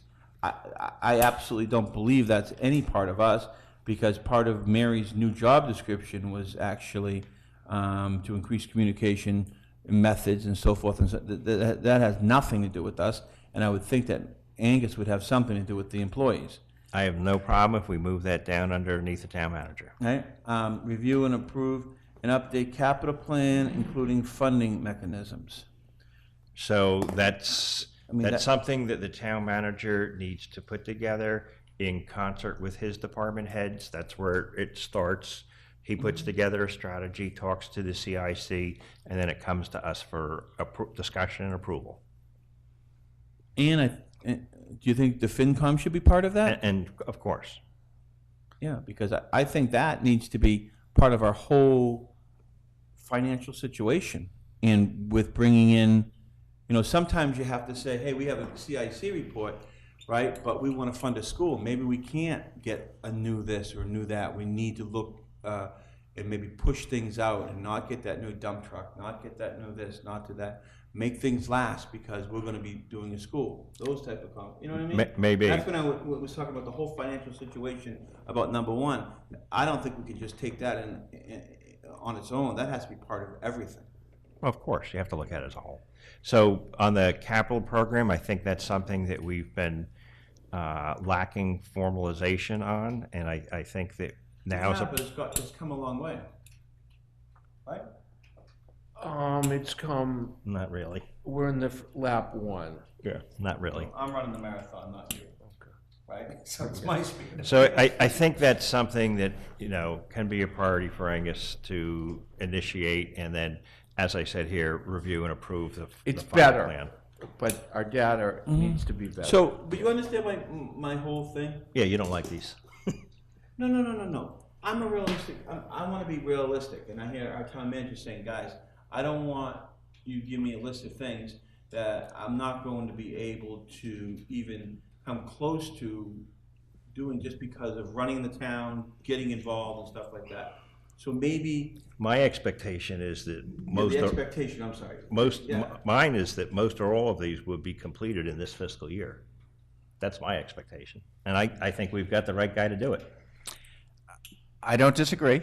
However, as we'll see later on the agenda, I'm still dealing with some very foundational level questions that until I have some clarity on, I don't know how quickly I can go because I don't know what authority I have in some critical areas. So I think that's really my only recommendation be on this, Angus. Well, forget about the things that are on here. Yep. Conceptually. Because I wanted to have this discussion about this, because there are a lot of things, I want all of these done too. I mean, these are all good things, these are things we've talked about. And a lot of things that Archie had on there was more of a managerial type of thing, of coordinate the cell phones, create a page, I mean, in this page school capital plan, that goes back to the thing, that definitely That's needs to be a done. component of the CIC. I would view that. Yeah, but I mean, there's a lot of good things here. So if I could, I'd like to table this for tonight with some more discussion, and then come back with some real concrete things that we really feel, and then maybe some subsets of things. Hey, listen, this is on our. What's tabling it? Why? What's that going to do? Like, we're going to just discuss it at our next meeting. But I want real definitive, like 1, 2, 3, 4, 5. We would like to see done, and I mean, I would. The point is, Glenn, I don't necessarily think all of these things can be done, but listen to I don't want them to get forgotten about, and it we hear now, well, let's talk about it, so instead of just tabling it. Yeah, I don't want to table it. Well, Archie just said exactly what I just said. I would like to come up with a realistic list that we have some good expectations that it's going to get done, and then have a subset list within this of things that we really don't want to be forgotten about. And if you could get to them, you can get to them. Okay, if you want to put this together, go ahead. So, Joe, we hired a town manager that's telling you right now that the expectations that you have down in front of you you know, we shouldn't expect these to get done in any time. If you want to go hand him over a list and do it, then we'll do it. But I'm just being realistic. No, I want to give him a list, and he's going to go away and come back and review the list with his department heads and then come back at a future meeting. But until we do that, he's not going to do that. But come back, that was my I point, though. think Come back at a future meeting with what? That's what I'm saying. If we're gonna create a list, I want some real expectations of what we're gonna do with that list. So come back with a future meeting with what? We're going to give him a list, and he's going to come back at a future meeting and tell us what his priorities that he thinks he can accomplish. But until we Okay, get, well, you didn't say that. You didn't say that until right then. No, I okay. said that I agree, Angus said it, and I said I agreed with him. He said it. Okay. But until we give him the list, he's not going to start. If I might, you hired someone who was highly self-motivated. Right. I do not need the board cracking a whip. I will Right. work hard every day. Right. That's why you hired me. So I just want to push back a bit at the suggestion that if the board doesn't do something, I'm just going to sit in my hands and do nothing. I wasn't saying that. I know, but we did go over I think all of this in June.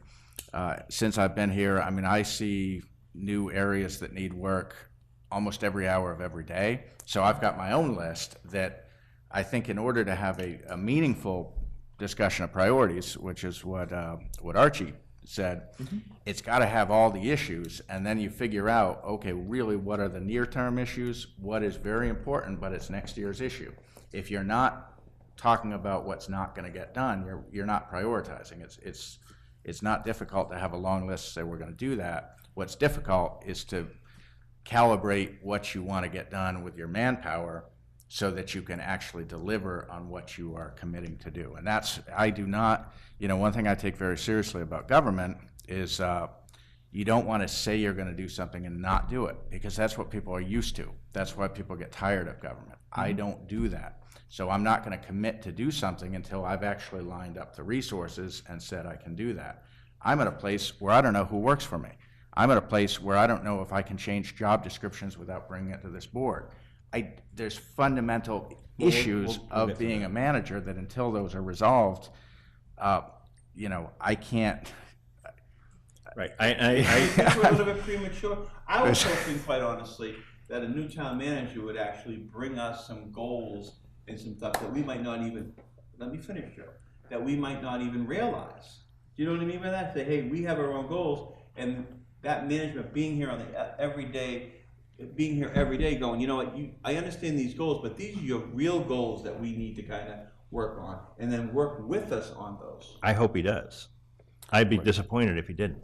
And part of that is I get approached by various committees and things with their ideas, and to the extent those don't show up on the board's list, I need to know that we're kind of looking at everything, and that whatever you arrive at as goals is kind of all things considered, because otherwise I have the option to either put time towards supporting that committee on something which I don't know is the board goal, which puts me potentially at odds with the board, which I don't want, or to stiff arm that committee and say, I'm not going to work on your issue because it's not a board priority, at which point they may be very upset with the board when the board didn't even have the time to invite me to say, here is what in my first 60 days or my first 90 days, this is what I'm hearing and seeing in terms of potential projects, and to make sure that your goal setting reflects all of that.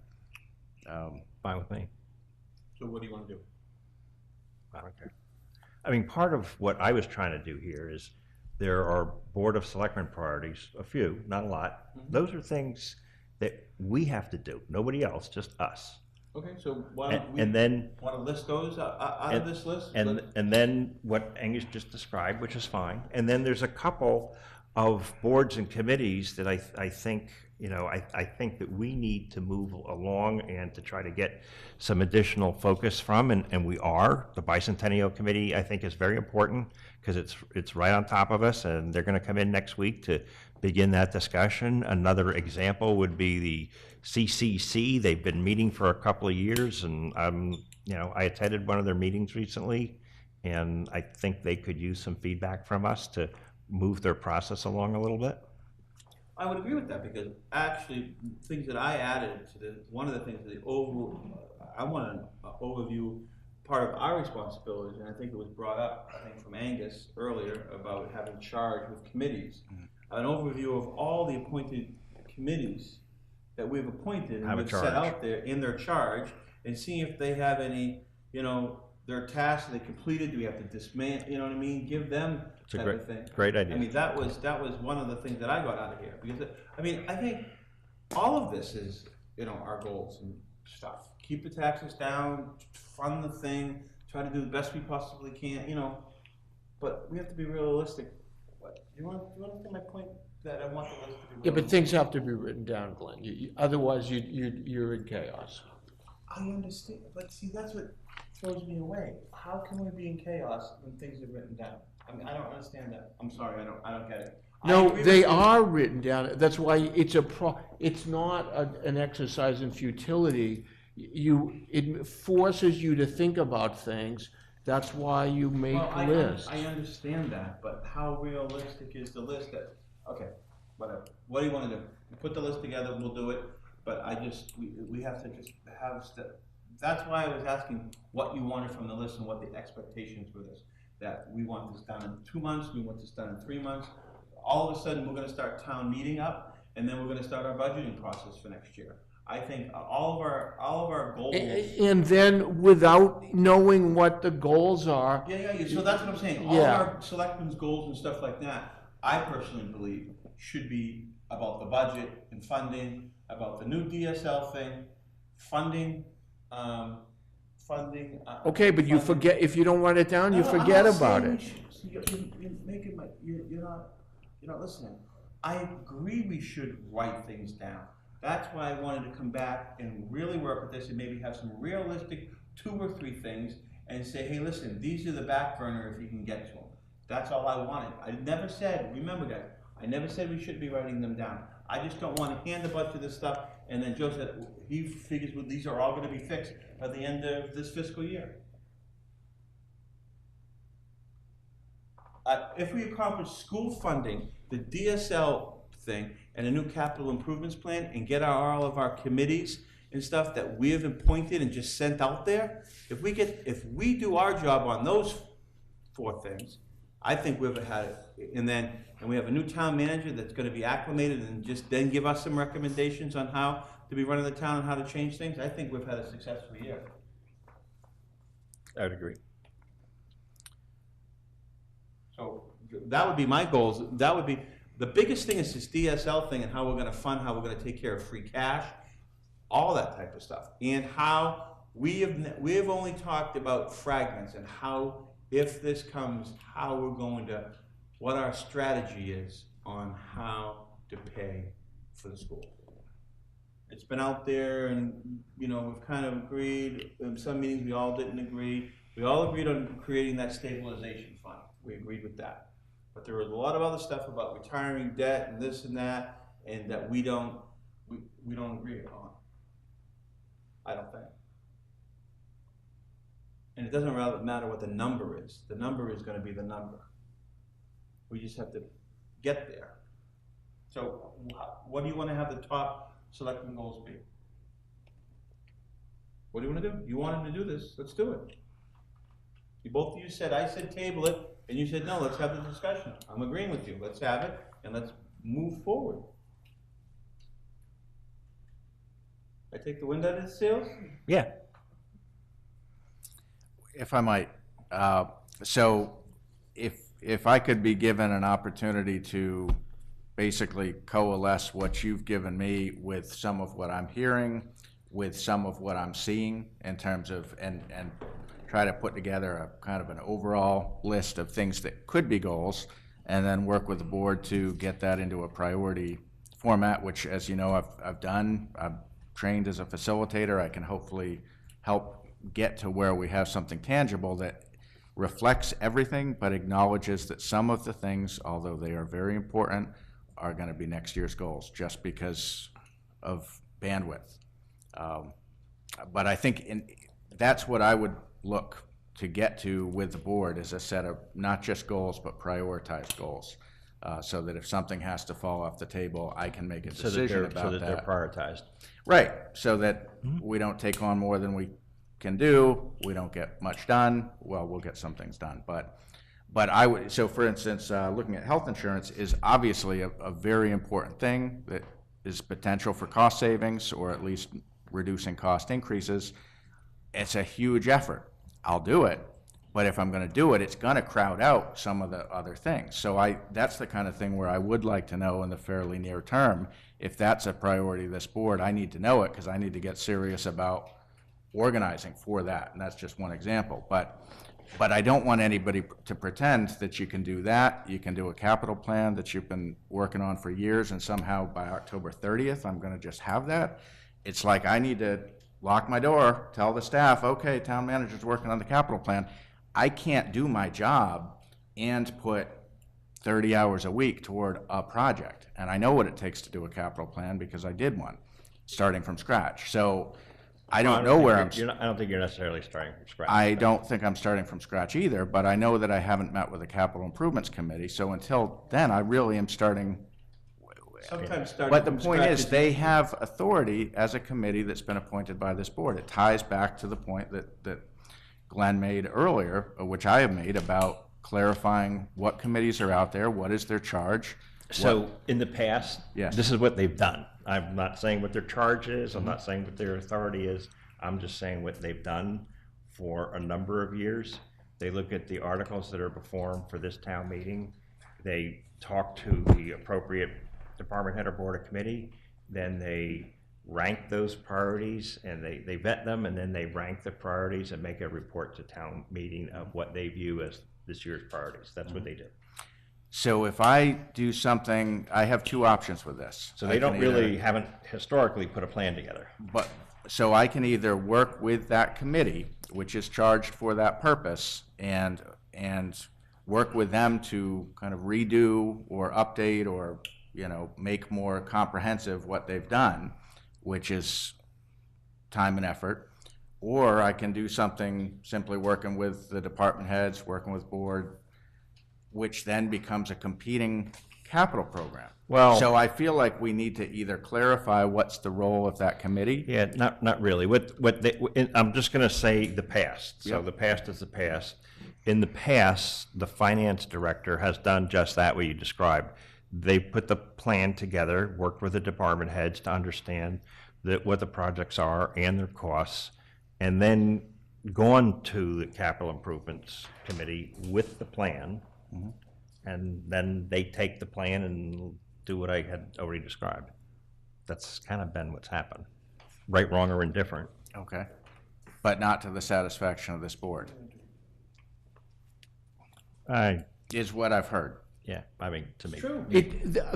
Having been on the capital improvements committee for quite a while. We've all been on it. Yeah, and the problem has been, your plan is only as good as the data given to you by the department heads. And to be honest, sometimes the data wasn't good. In other words, I don't know, a swing set. Well, what's its lifespan, or what's the condition of it? I don't know. That's the kind of thing. And some of them were bad guesses. Some of them were just never updated. The costs. I mean, it's just some of the committee could only work with the information that they could drag out of some people, and it wasn't always. The data itself to create a plan was not good always. What about a suggestion like this? Because we're spending time just talking about the CIC and about the plan. We're off track. We're off track. So what about this? Angus gave us a suggestion about him looking at these pieces of paper that we provided, you two, and I have some comments, but you guys had better, longer lists, and then coming back with something. That's fine. Right, hold on. What about us in the next week, individually?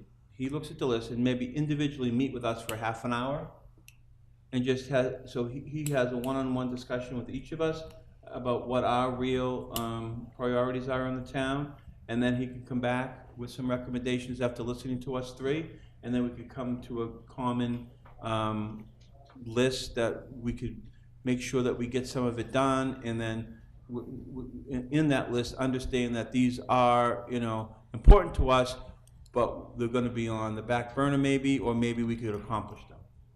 Yeah, I mean, I think you made a real good point about the healthcare. That's Okay. been an ongoing issue, but is it realistic to do it this year? Maybe it's next year. I think if there was an insurance advisory committee of knowledgeable people, and if my role was basically, preparing bid documents and having someone else kind of, there's ways to do it, but if it's gonna get done, it's gonna be a priority and it's gonna crowd out Understood, yep. some other but things. see, It's a big thing. And it depends on what you want out of that. What are you looking for? Major changes, major savings? I would like to think that maybe evaluating our healthcare, which we kind of do and get some bids out during the budgeting process, is always an annual thing. Rather than doing are you looking at like a total, like maybe overhaul, going to the GIC? I mean, that type of stuff. I've heard feedback from past 2 to 3 finance directors that we need to, and I don't know why they said it, but that we really need to look into options. I think because of the so-called Cadillac plan, which keeps getting pushed out. I'm only going by what the finance directors have said. But I would think that looking at all options and all costs would be part of the budgeting process. Well, there's all the no, time. the Cadillac tax is not something to worry about got at the pushed moment. off, It's way off. It was a that. big issue. If ever, It was. it will Joe was never, right. it Joe was will right. never It be was- in effect, the tax. But Joe was right, we were told that a lot, you were right. Okay, so what about my suggestion of us, does that sound reasonable? I think and that's actually something we had talked about initially anyway, and Yeah, we did. That's fine. Get Yeah, more of about those one-on-one us three meetings. doing it, Yeah. right? Wanna do that? Okay. That's fine. And then come back, and then we can have a good list, and we can stick to it? Okay. Yep. Okay, so that aspect of it. Now, what about our list, our personal list? That what we're responsible for? Oh, the top items? No, but we're responsible, the committees and, what we want to do. It doesn't really include Angus, of us going out and talking to, like Archie had, the CIC update and organized capital improvements plan, CIC, create a plan, continue to work hard, and then yours were the bicentennial, CC, I guess we're all the same, but I think what we should do is if we get an overview of all the committees that we have appointed and get their charges and find out where they are, and us organize, have them come in, that would be good homework for us, right? Yeah, maybe not. Priorities? I'd prioritize that. Maybe not everybody, but some. But you know what I mean, Yeah. just have a better understanding? Mhm. What do you think? I mean, definitely the CCC, the bicentennial, maybe after the discussion we had, the capital committee. And the organizing of the pipe stave, you wanted to, like, the charge to the. Oh, the management Yeah, plan, that's yeah. something we're supposed to review every 2 years, right? They're supposed to come in every 2 years. Okay, so we've established what we're gonna do, right? We're gonna meet And- with him, and then we're gonna, If I might, just one point on that committee thing that I think is very important is to establish who is the staff liaison, if any, with the committee, because what happens when you hire a town manager is everybody in town goes to that person with their wish list. So if it's not clear whose job that is, that's either gonna kind That's of a good- that's a burn good- my time. That's a good idea. So I think that whether it's a staff support or a staff liaison or no staff liaison, I think it's helpful Do you for wanna- management to be clear on that. Do you want to give us a recommendation? Yeah, Okay, good. yeah. okay. Are you okay Feel with that? comfortable with this? Yeah, I didn't quite understand. that. Well, I mean, right now, there are committees that are looking to the town to do X, Y, or Z. In Just the say that absence of CCC. any specificity, they're looking to me. Okay. And And he's where it burning is a half as a day yet talking to them. unclear what authority I have to change someone's Okay. priorities or job description, I'm gonna spend a half a day in training this week on how to input data for the green communities. Because, for example. Okay. the energy, Right. The town manager now is a support staff. Well, You I've want been to be advised volunteer. that the town should not rely entirely on volunteers for that function, which I don't disagree with. And so someone needs to be trained on doing that. And I have some ideas of where that actual work ought to rest in the organization, but I don't have the clear authority to get into prescribing it. So I said, I'll learn how to do it myself. I have some exposure to it from my time in Westford. I don't think it's, but once I know what's involved, I can delegate it, being able to say with certainty, look, this is 60 minutes of work a month. If I don't really understand it, and I'm delegating it to someone, and they say, whoa, this is going to take, so it's, I think it will be time well spent, but the bigger takeaway for me is that people are looking to me to carry forward the commitments the town has made. So as a green community, there's certain commitments that the town is responsible for. And I don't know that we can rely on volunteers in the long term. Probably for so. that. So that's just one example. There's others. But I think it will help me to manage my time and the staff if it's clear who's responsible for what. Because if it's not clear, people will look to me, and I will die the death of a thousand cuts. Yeah. Okay. Yeah. Okay? So what's our expectations on, to finish these lists with Angus? So do we want to meet with him this week, by next week? By next meeting, we'll all have a meeting with him? Is that too much? Yeah, but the meeting in 2 weeks from now, yeah. I mean, I might do mine on the phone with him, but I'll talk to him. Yeah. Is that okay? Yeah, Is yeah. that good? Okay. Next item. The board review of the draft calendar of the fall meeting. Joe, you want to, or Angus, who wants to talk? Joe likes calendars. Yeah, Joe, this is you, right? Of course. Thank you. I just copied I basically just copied what we did last year and changed the dates and, Angus's feedback of September 5th. I mean, that's fine with me, but the only thing I would call out is the Finance Committee always complains that they never have enough lead time, and we're like squishing them in, but that's fine.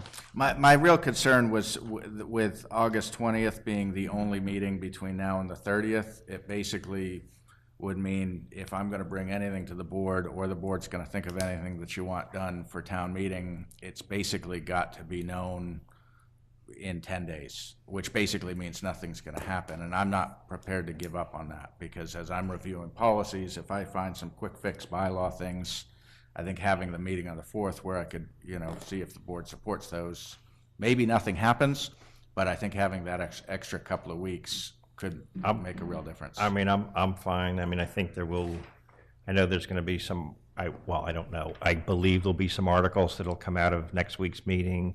I know there's going to be something from the Community Preservation Committee. So, I mean, things are in the works. What are you saying, so the town meeting being on October 22nd, Joe? Yeah. That date was the date we arrived at last year, and it was the feedback actually from both Andy, but that actually came from Mike Bertino in terms of setting the tax rate, timing to get free cash certified, and then set the tax rate. That's where that came from. Okay. One note about this is that we've done it, I think last year was successful, that this fall town meeting is just kind of a housekeeping thing. It's not a big meeting. It's not a big, it used to start being, we were funding things that should have been funded in the budget portion, People were thinking, this is the fall one's easy, so we'll put stuff. We'll put equipment on and stuff, and we just had us, you don't need, so this is more, I'd like to have the air of it's more of a housekeeping type of thing, but a good example would be the Board of Health understanding something about recycling, so they're gonna have to have a fall town meeting.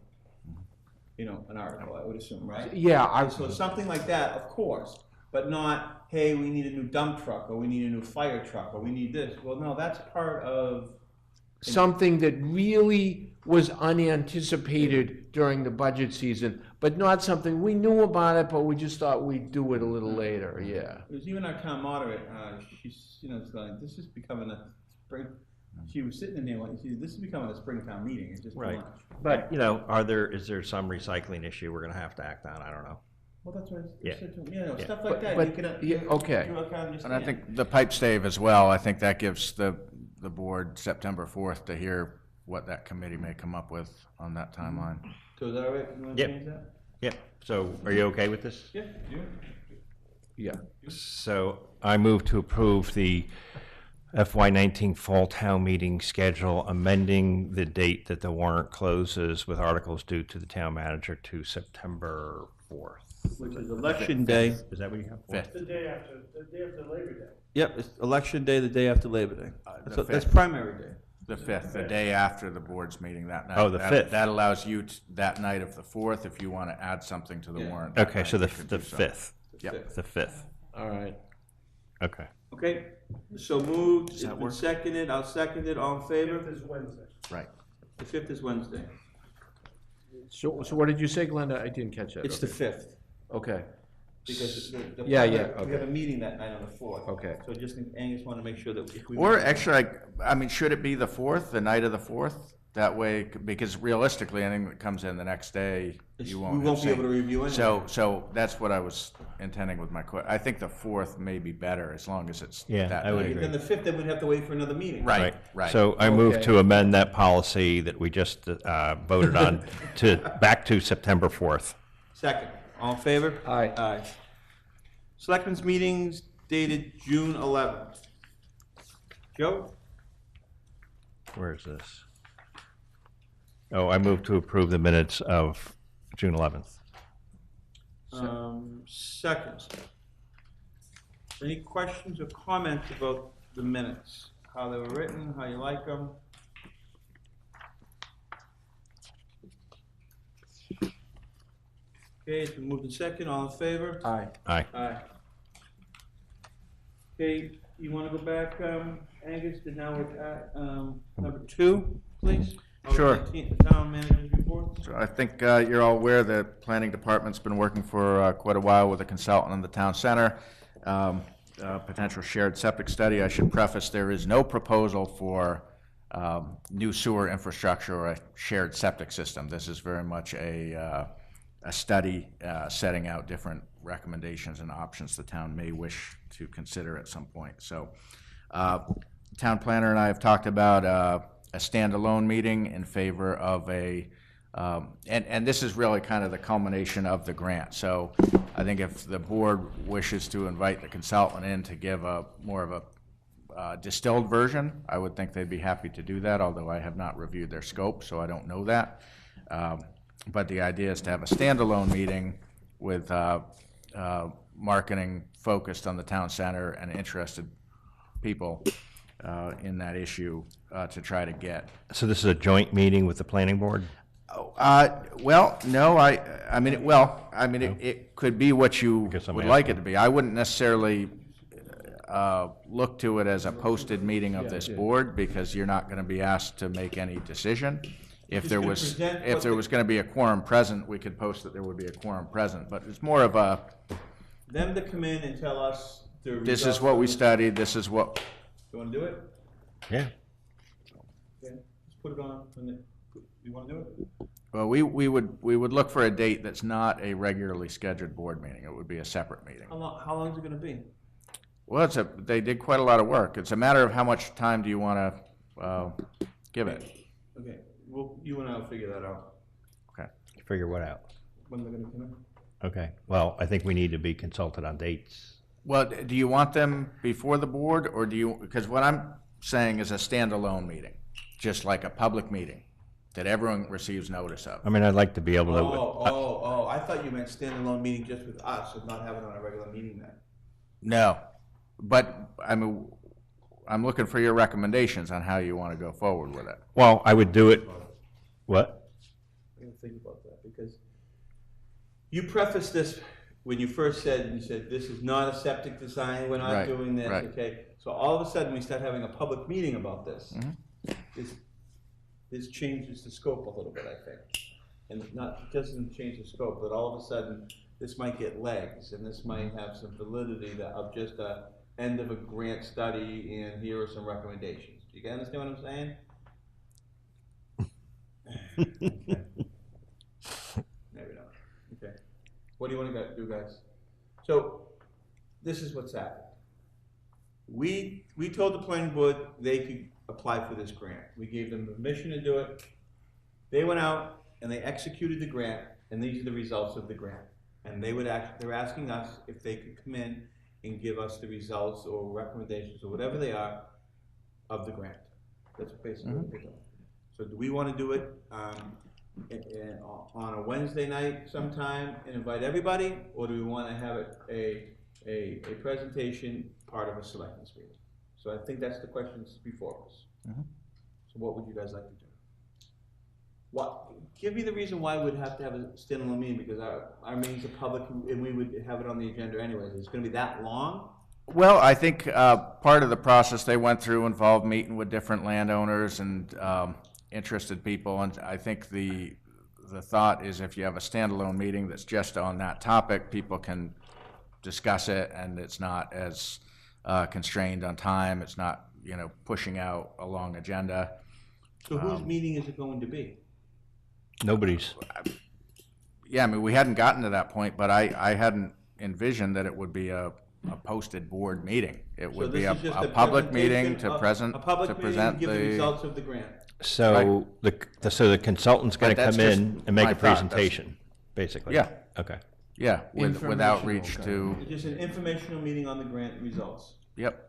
And then if the board, either this board or the planning board or both, wanted to have follow-up discussion on those recommendations, that would be something different.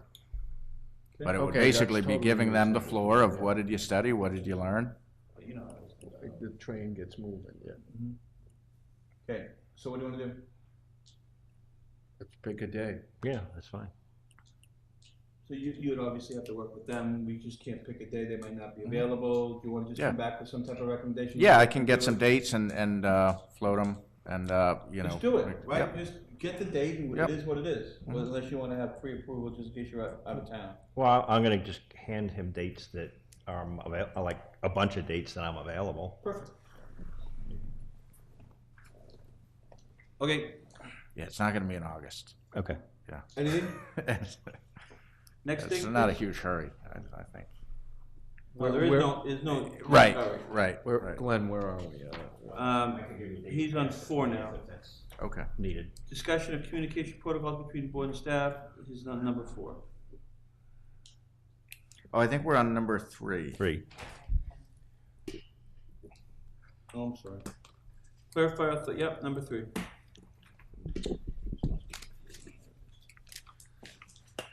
Okay, Angus? I think that, the memo kind of speaks for itself along with the attachment. There's one thing I'm very cautious about. I do not want to overextend my authority. I don't want to assert authority that I don't have. So, as we talked about briefly, I think at the meeting a couple of weeks ago, I came from a place with a clear town manager charter, very clear authority, everyone understood it. Here, with the special legislation, there's a number of carve-outs to the legislation, but there's also this reference to any other act or, any other law. So I asked town council to put together what other laws are out there that specify appointing authority and so forth. So basically, I just want to be frank, I'm working through trying to figure out what authority I have and what I don't. And I think this is going to be very important to help me determine how prescriptive I can be in terms of working with staff on whether, changing job descriptions and changing functions they provide to, on a more day-to-day level, getting into what their priorities are or should be. So there's a lot of additional work that needs to be done to kind of understand these underlying statutes, and hopefully, I think the point of the town going to a manager form of government was to have centralized management, and with that you get accountability.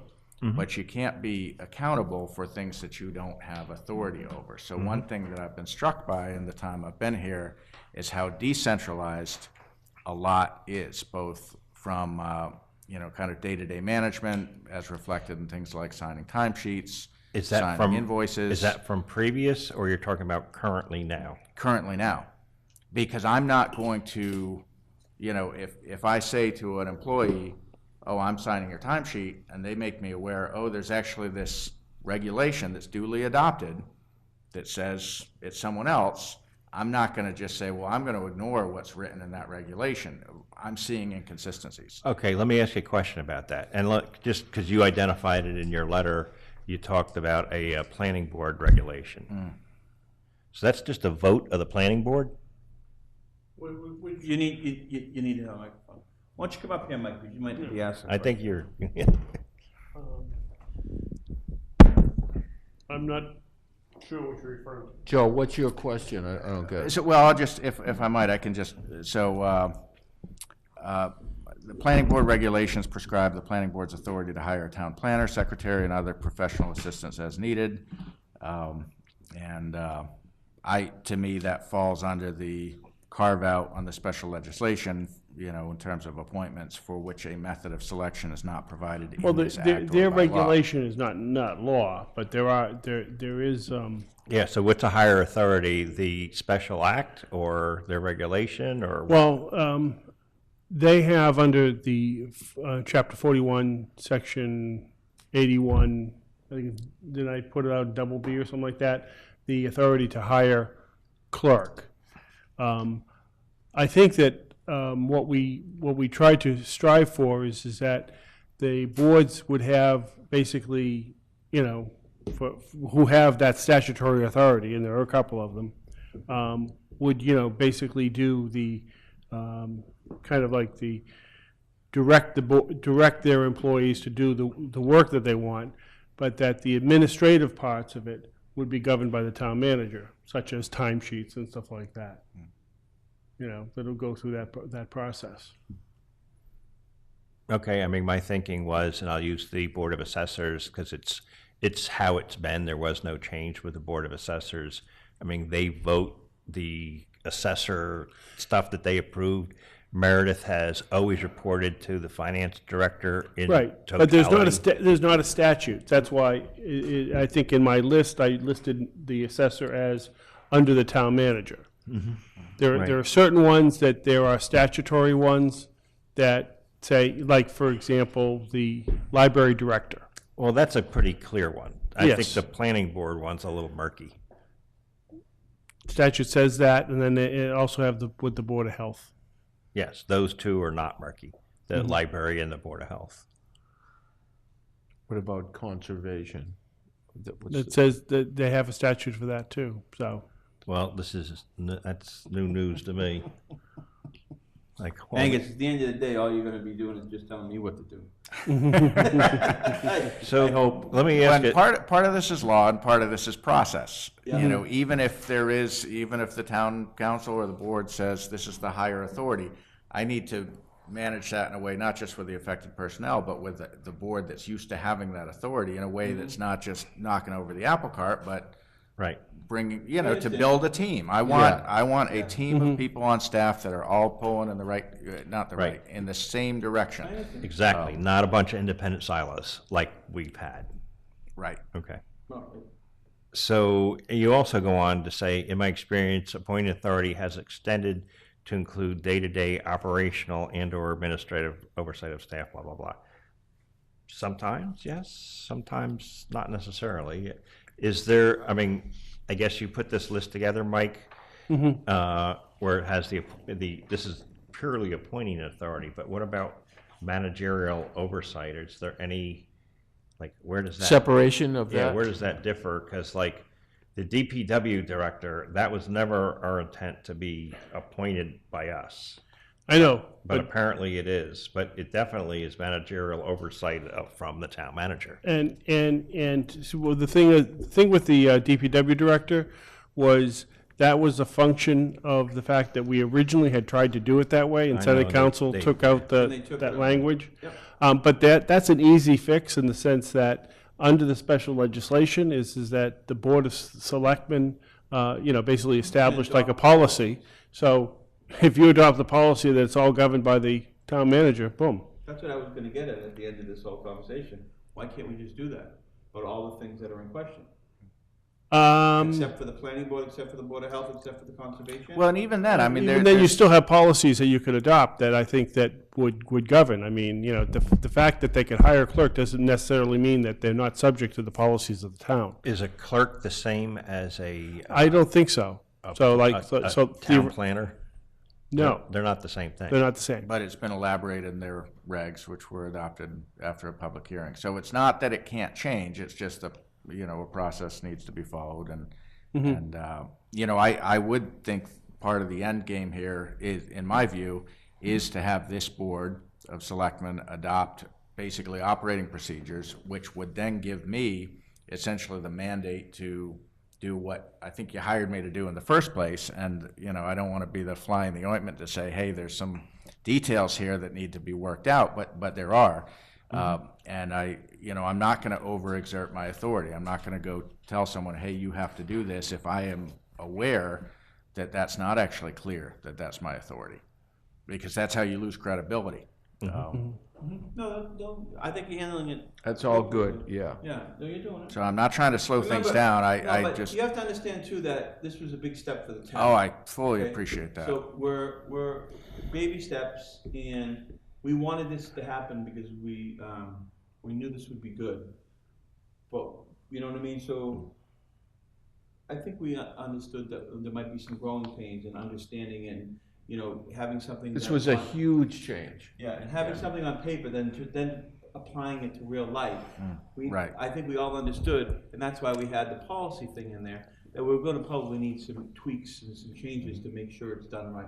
Right. And done the right way that I think everybody anticipated too, and wants to happen. And I think, process-wise, it's not just the affected employees or their boards or commissions or whatever, but also this board. So for instance, a request came in a couple of weeks ago of a request to carry forward vacation into FY19. And is that my authority? Is it not? I know historically this board has handled that. I think you need to would look think in- it's a manager authority. Yeah, I would say on, not specifically that, although maybe it is. I mean, I'd look in the personnel policies first, since that is a town bylaw for guidance. Because I actually believe. So what are you hoping to get out of this? I believe the answer to that question is in there. In the personnel policies, there's a provision for extension for the 120 days. By this board. No, automatic. I'm pretty sure. Okay, it is what it is, so. Whatever. Well, but the reason I bring that forward is There's just an example. I don't want to approve something only to have this board subsequently say, hey, that wasn't your authority to do that. That's our authority. That's what I'm trying to avoid. I'm trying to deal with issues So it's before not they about come up. specific things tonight, it's more about the bigger global picture, I would assume, right? Right, So what do you right. want to? But maybe we need to, after, Minutia? no, after 3 months or 4 months or whatever, some of these things need some tweaking. Maybe we actually have to create the policy. Right. I think he's looking a little bit quicker than that, too. Yeah, so I would say But do we know enough right this second to do it? Some things, I mean, I would say bring forward the questions as they arise. That's enormously inefficient. No, that's. I mean, that's where I'm at. That's where I've been for 5 weeks, where every question, many questions that have come to me where department heads or staff are looking for clear guidance, or- and I need to get that guidance with this board so that I know, how can we I've get mentioned there? a couple of times, how can we get there? changing job descriptions. What's the board's expectation? Is that my job? Is that something that I put together and bring to you? Or is there a personnel committee that has a role in that? I know in years past There is was. actually under our personnel policy. Right, so That's a listed there. very fundamental question about management. I mean, I don't know how we do get around the personnel committee. They've been somewhat dormant. No, they don't do anything, but they're there, and you don't want to overstep your bounds, because as soon as you do that, we understand. So where do we go from here? Well, there's no action before you tonight. No, I Basically, I understand. wanted to make you aware that this is, there's a lot of questions. I'm working on it. I'm trying not to work on it to the detriment of my other work. So do you But, think it would be good that you would say, hey, guys, after just say X amount of time, whatever it is. Hey, guys, I've been here for 2 months or whatever. These are some if this is the way that you want the town to run, these are some policy changes that I would recommend that you have to do. Yes. Tell me what you want Tell me what you want, and I'll put this on a future agenda so we can have a good discussion about it. So these are your expectations. This is how you want the town to run. Well, I'm going to need these policy changes. We're going to have to start working in this direction to be able to make those changes so those expectations and those things can be done. So we'll wait for you. Good. Does that sound good? Absolutely. What kind of time frame, Angus? Well, whenever he can do it. ASAP. I mean, Really? Okay. Well, to the extent that some of these things, I think, currently affect my ability to be as, the track record I had in the town I used to be. Part of how I was able to get all that done was I had a very clear town charter that set out very clearly what the manager's authorities were. And so I was able to move and get things done, and I want to get there here too. And right now I feel like I'm kind of... Okay. And then there could be some expectation through the process that we might want to tweak our legislation a little bit, and that probably the end game, we could maybe do that in the fall, in the spring. At the earliest. It would be the same process. I understand, but, is that okay? Yep. Thank you. Well, easy. You got all the work to do. The next one, please. Number 4. Okay, so basically, I just want to hear from the board on so with regard to Mary's in an interesting role because she is the assistant to the board, but she's under my authority. So I want to make sure she's doing her job in a way that meets the board's expectations. So one change that's come up since I've been here is, when correspondence comes in, does it get sent right out, or do we save that for the next meeting packet, or how do we handle that? So I'm just looking for guidance of what you want. On that specifically, or more? On that specifically. Yep. So you said in your letter, I've directed that information be reviewed with me prior to forwarding. So if it's not forwarded, what happens to it? It would go to you in a different, it would either be part of the next meeting packet, hard copies would go in your mailbox. You would still get the correspondence. But we're just not sending them out every 2 seconds when they come in. Right. I personally like that better, but these guys more. I kind of don't, because I don't have any problem with whipping through the unimportant ones or whatever if I have a few minutes in my lunchtime or whatever. Do you feel like you're just keeping up the speed better that way? Yeah, or if it's a public safety things, then we should know about those and the other. Then that becomes a judgment call as to what.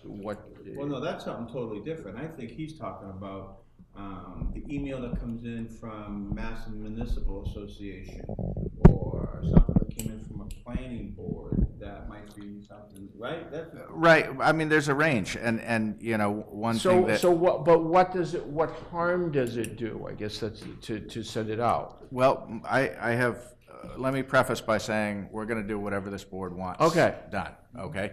But in terms of, I don't know if harm is the right word, but 2 concerns I would have is, one, I don't want to inadvertently invite online deliberation. So if I send something out, or if Mary sends something out that's substantive, if the board member responds, any one of you can email me all day long. There's no problem. But once, if a board is copied, we can't mail it to the other board members. Correct. I get that. Okay, that's an important issue. The other is, so the Board of Health correspondence on the recycling got sent out before I got it. So all of a sudden, I'm on my heels responding to it. I had other work I was in the middle of. I kind of felt like I had to drop everything because all of a sudden there were 2 or 3 emails from board members, so I kind of had to shift my focus. I would have preferred, in terms of managing the town, to send that out at a time of my choosing. you don't need to consent to that, but you need to know that will, I have two choices in that instance. I can either see board members respond and sit on that, which I don't That's like okay. doing. Yeah, but that makes, then he's just sitting on You see top the and- situation it creates, and that's just one example, but you multiply that But I by probably 50. answered an email rapidly, which probably almost never happens. I usually don't get to them. But, yeah, I know, but then, too, then if Mary's sending them out, and then we're asking questions, and then that's creating her time management on something that you might not, then we go to you for something. There needs to be some continuity, I think. I think we're gonna get the same level of information to us, it just depends on when. What's up, Bill? What do you? No, I'm listening. I'm taking it in. I just don't want to get things filtered, though. But do you want, we're not getting anything. I didn't say anything was. I said I don't want to No, get. no, no. I don't want to get to that point. Okay, this is again, we hired somebody to manage the town is asking us to do it a certain way. We've done it this way. Why don't we try it the way that he's recommending it to us and see how it works? I did have one other thought, and I haven't fully thought this through, but this is, since there is could there be a separate email address that you guys could check on your own, but that's on you to check that rather than, what I'm concerned about is the action, reaction, and then it creates an impact on my ability to manage my schedule and do what I came into the office that day intending to do. All of a sudden, I've lost, time. And I have been at this line of work for almost 20 years, and I am not making this up. This is the kind of thing that reduces the ability of management to actually follow through on the commitments that are made. It's the death of 1,000 cuts. This is what I thought we hired a town manager to do. Not to get all this stuff, take care of all this and give us the information that we need and when we need it, and then especially in a way that we'd be able to be supported with that information in a proper way with the town manager and or Mary. After that information comes out, Mary could send it out to whomever and then say, hey, if those guys have any questions on that, this is the answer. You know what I mean? You'd even be delegating some stuff. I'm not, I would go with Angus's recommendation on this and let's see how it works. And then if you feel that you might not be getting all the information that you're getting, I think we're asking him to manage his department. He's telling you the way that he can manage it, but just doesn't want to step on our toes. Yeah, I mean, I think it could work the other way. I'm not expressing an opinion one way or the other, but your comment could work the other way too. And just to take that Board of Health recycling issue, and this was a brief email exchange, but then when it wasn't on the agenda, then you had to respond to why it wasn't on the agenda. Mm-hmm. So it could go the other way too. What I was trying to do is work with the chair to set the agenda, which is my understanding of how open meeting law prescribes that the agenda is set. It's not ready to be on the agenda. Well, it was. I mean, that's not working on the. If something comes out about the Board of Health, there's no need. If it's not on the agenda, it's not ready to be on the agenda. So he shouldn't be. Well, based on the email from the Board of Health, if that's not on the agenda, I'm going to ask about it. So I think that even goes to Angus's point that was an email that should never have been sent out at that time, that there should be more information about it and then sent out and say, hey guys, I'm giving you an update from the Board of Health. This will be on a future agenda when we do it. I think that example of the Board of Health was a perfect one of us getting too much information too early in the process and it didn't even let it resonate yet and be able to get it done. You know what I mean?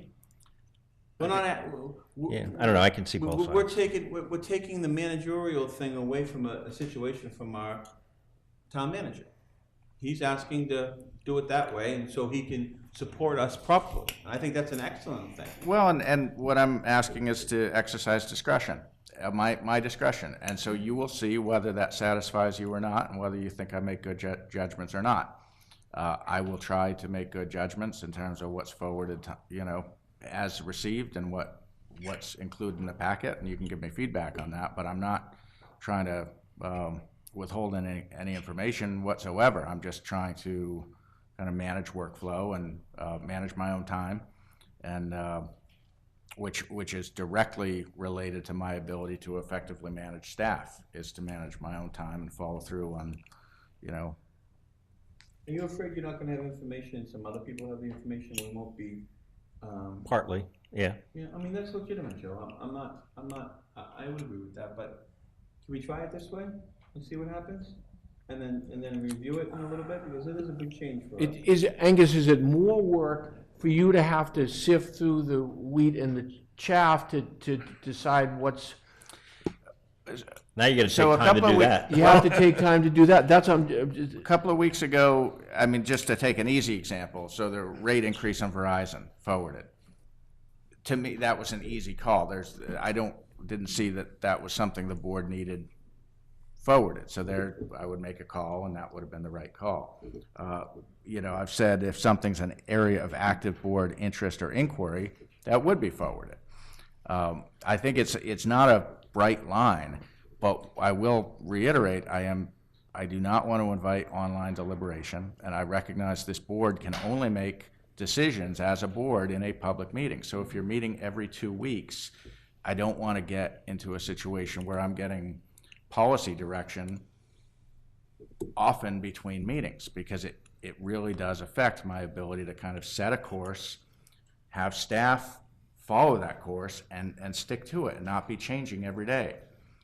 That's part of, and this is not anything specific that's happened. This is looking ahead, taking what I've seen for the 5 weeks I've been here, carrying it forward as you get into town meeting season and things are very busy and time is very precious. I don't want to be losing 30 or 40 minutes over something that really the board can't act on until their next meeting anyway. As a board. As a board. Yeah. Which is your authority as a board. Mm-hmm. I don't have 3 bosses, I have 1 boss. I don't and that think is this that board. we do that, to be honest. I tend not to comment on anything. So what do you want to do? He's asking us to do I know, something. I know. Yeah, okay, have we okay. been doing that? I mean, if we have, just say yes. I don't want to get into all that. So he's asking you to do something. I'm just thinking that it creates more work for you. You have to sit there and think about, well, is this important? Or you have to read the Verizon thing. Maybe don't read it. I would ask that we go with Okay. Angus's recommendation, right? And let's see how it works. He's just saying, and then, I think he's asking us to have faith in him to be able to do it. He's asking us to do this, do it, and if we see that we don't like it, we'll revisit it. Another option would be if Mary sends everything or most everything, and then if any one of the 3 board members thinks that's a issue we need to be talking about as a board, email me directly and say this is important, make sure this is on the agenda, or make sure this is on the radar. But when Mary sends something out too, we shouldn't be commenting back to her and ask questions and get more information. That should all be coming through you. Do you know what I mean by that? Mm-hmm. So if like she sends something out, and don't you think? Or do you think you should be responding and asking her to get more information on something? I haven't talked to Mary in a month. No, I'm just asking. I'm asking. I don't know what's happening. It's a little odd. I'm asking. I don't know. I don't know what you guys. He's asking us to do something so we can run the. He thinks how we can run the town. Okay. Am I really doing it? Yeah.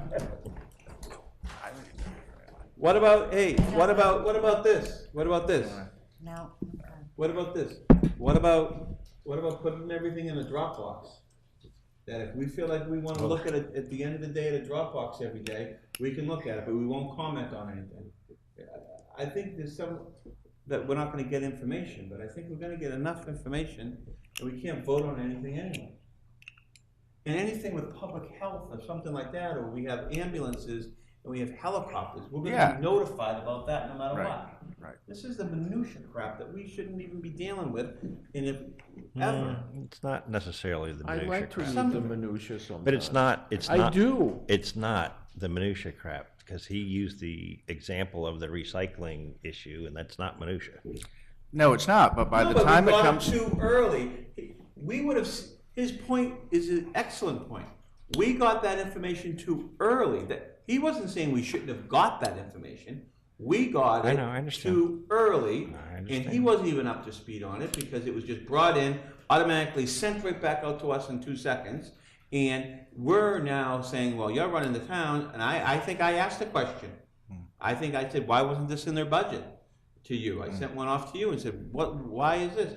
Whatever, and he's probably saying, I don't know, I haven't seen, I saw this when you saw it. He's saying that we just saw it too early. He would like to have some ability, so it just doesn't get sent out, to give it to us when he's ready and when we should get it, and it will be on a board. Not that he's gonna ever stop information, and any information like the Verizon stuff will be just part of the communication package. Well, I don't, Which that used to be, that's how it always used to be.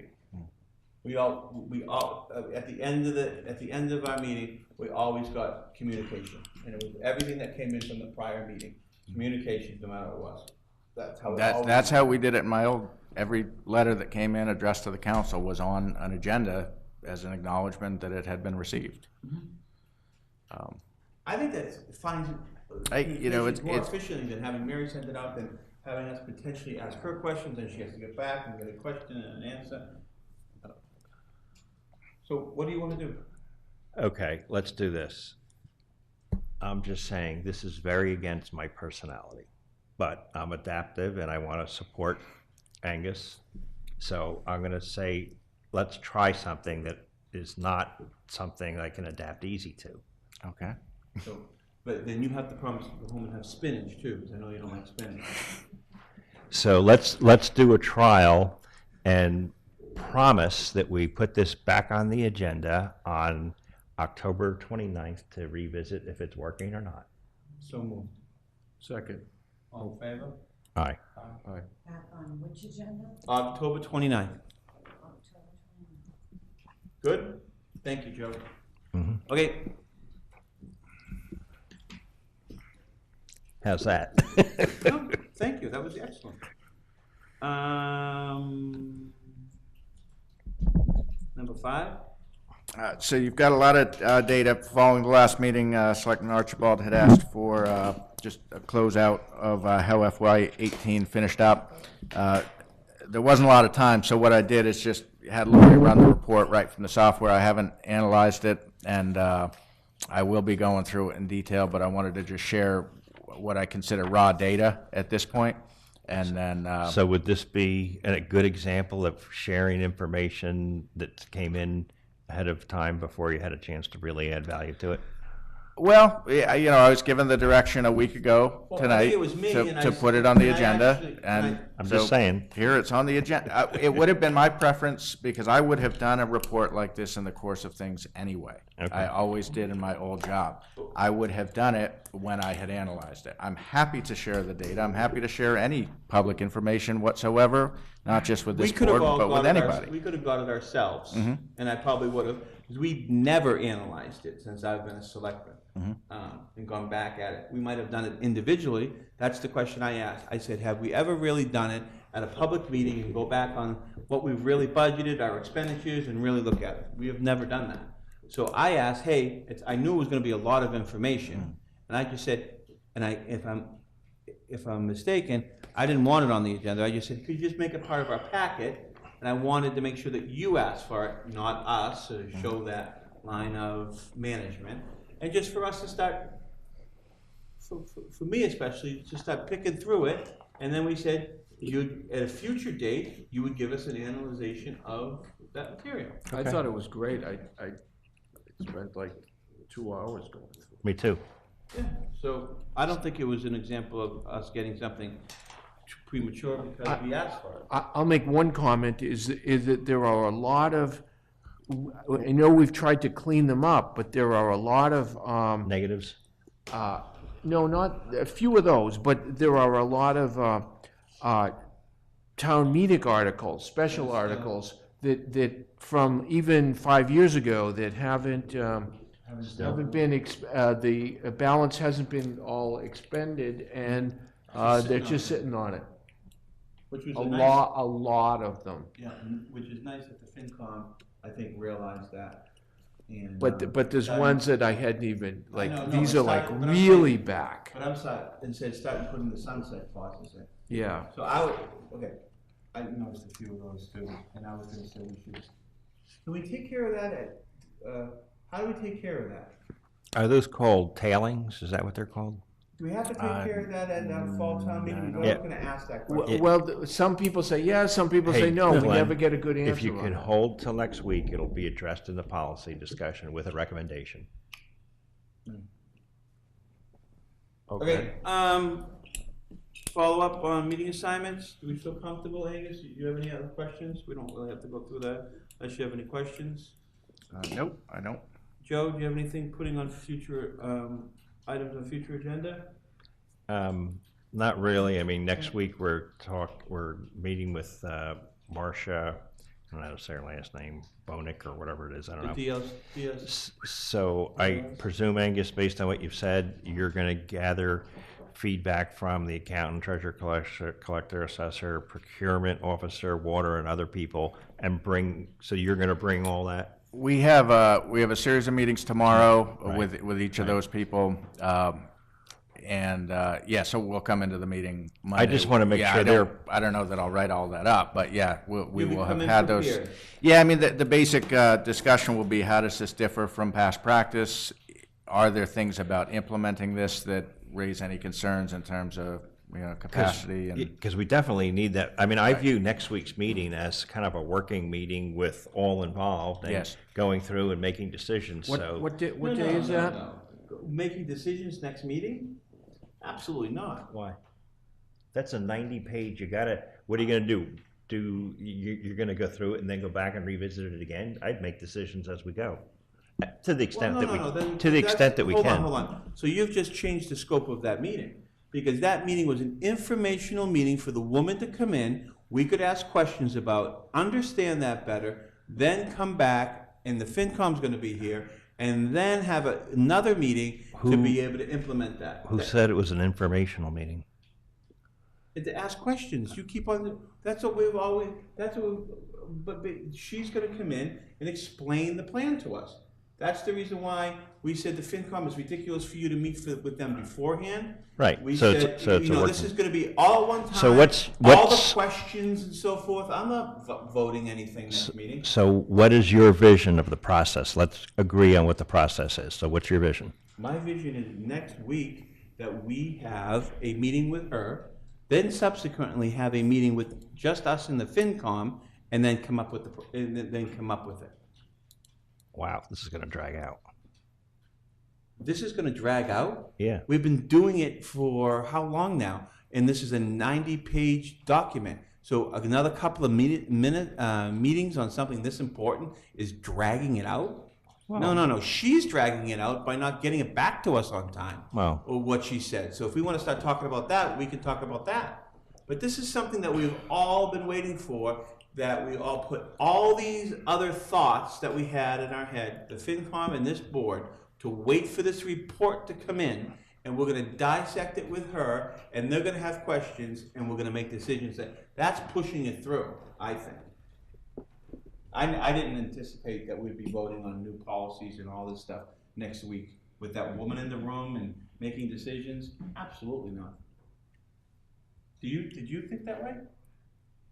I kind of agree with you, Glenn, yeah. I don't, there's a lot to be presented, and I just sort of want to, I read it, and I want to see what they think is important, but I don't know if we can digest all that and then start making policy at the same time.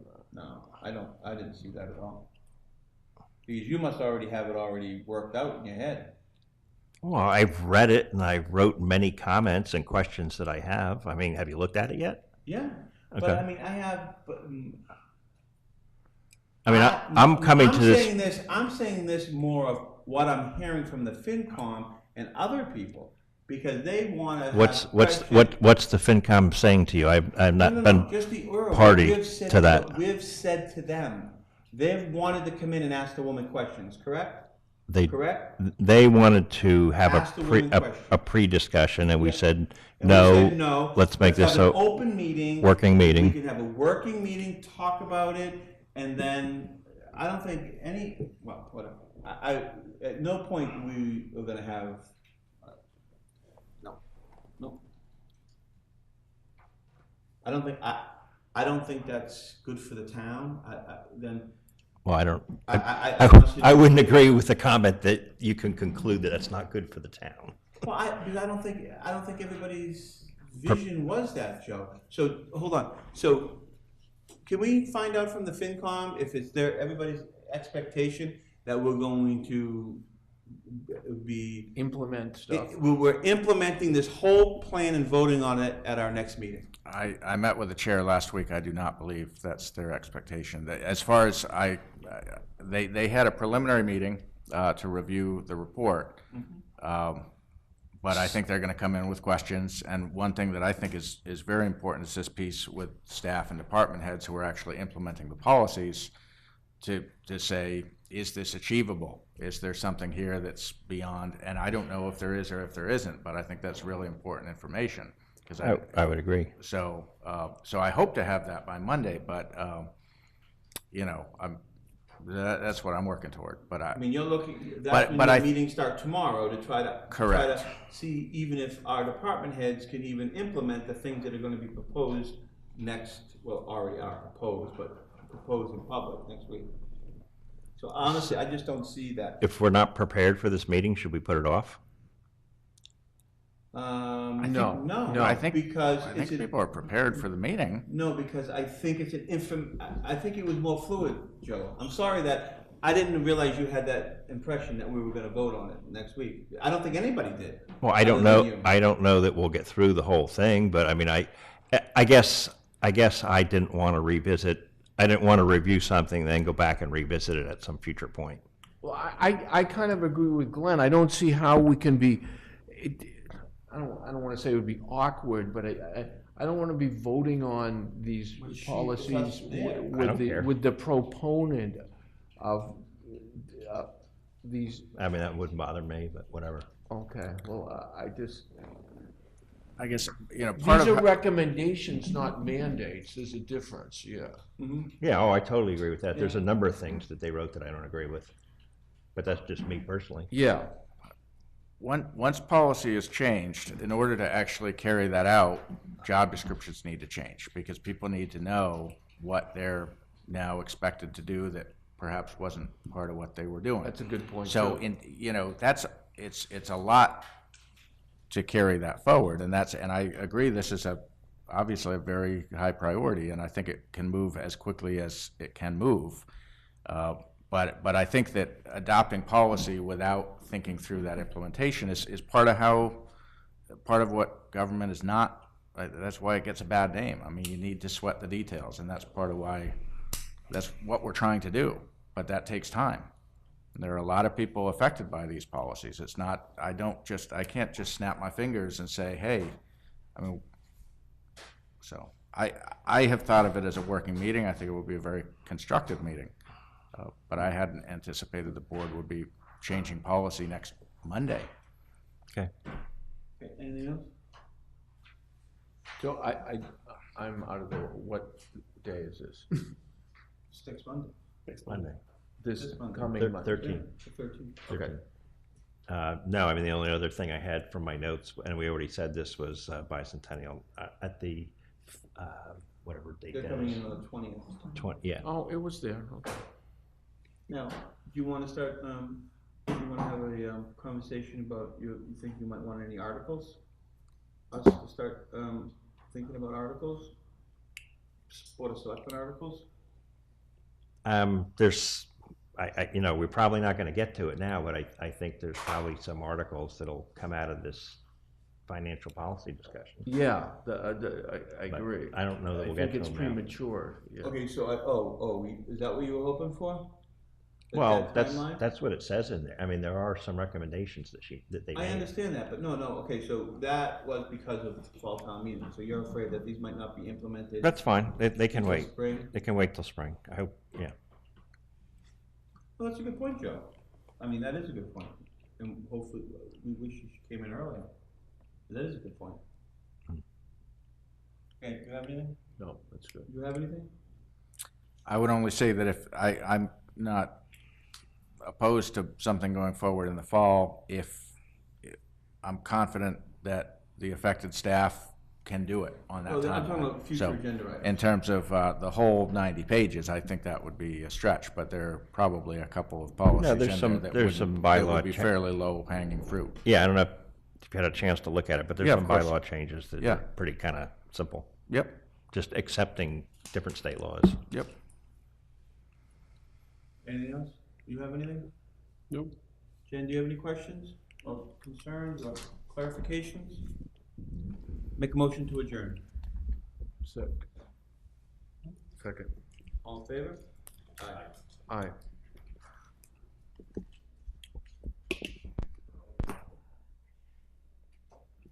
It's going quick there for a while.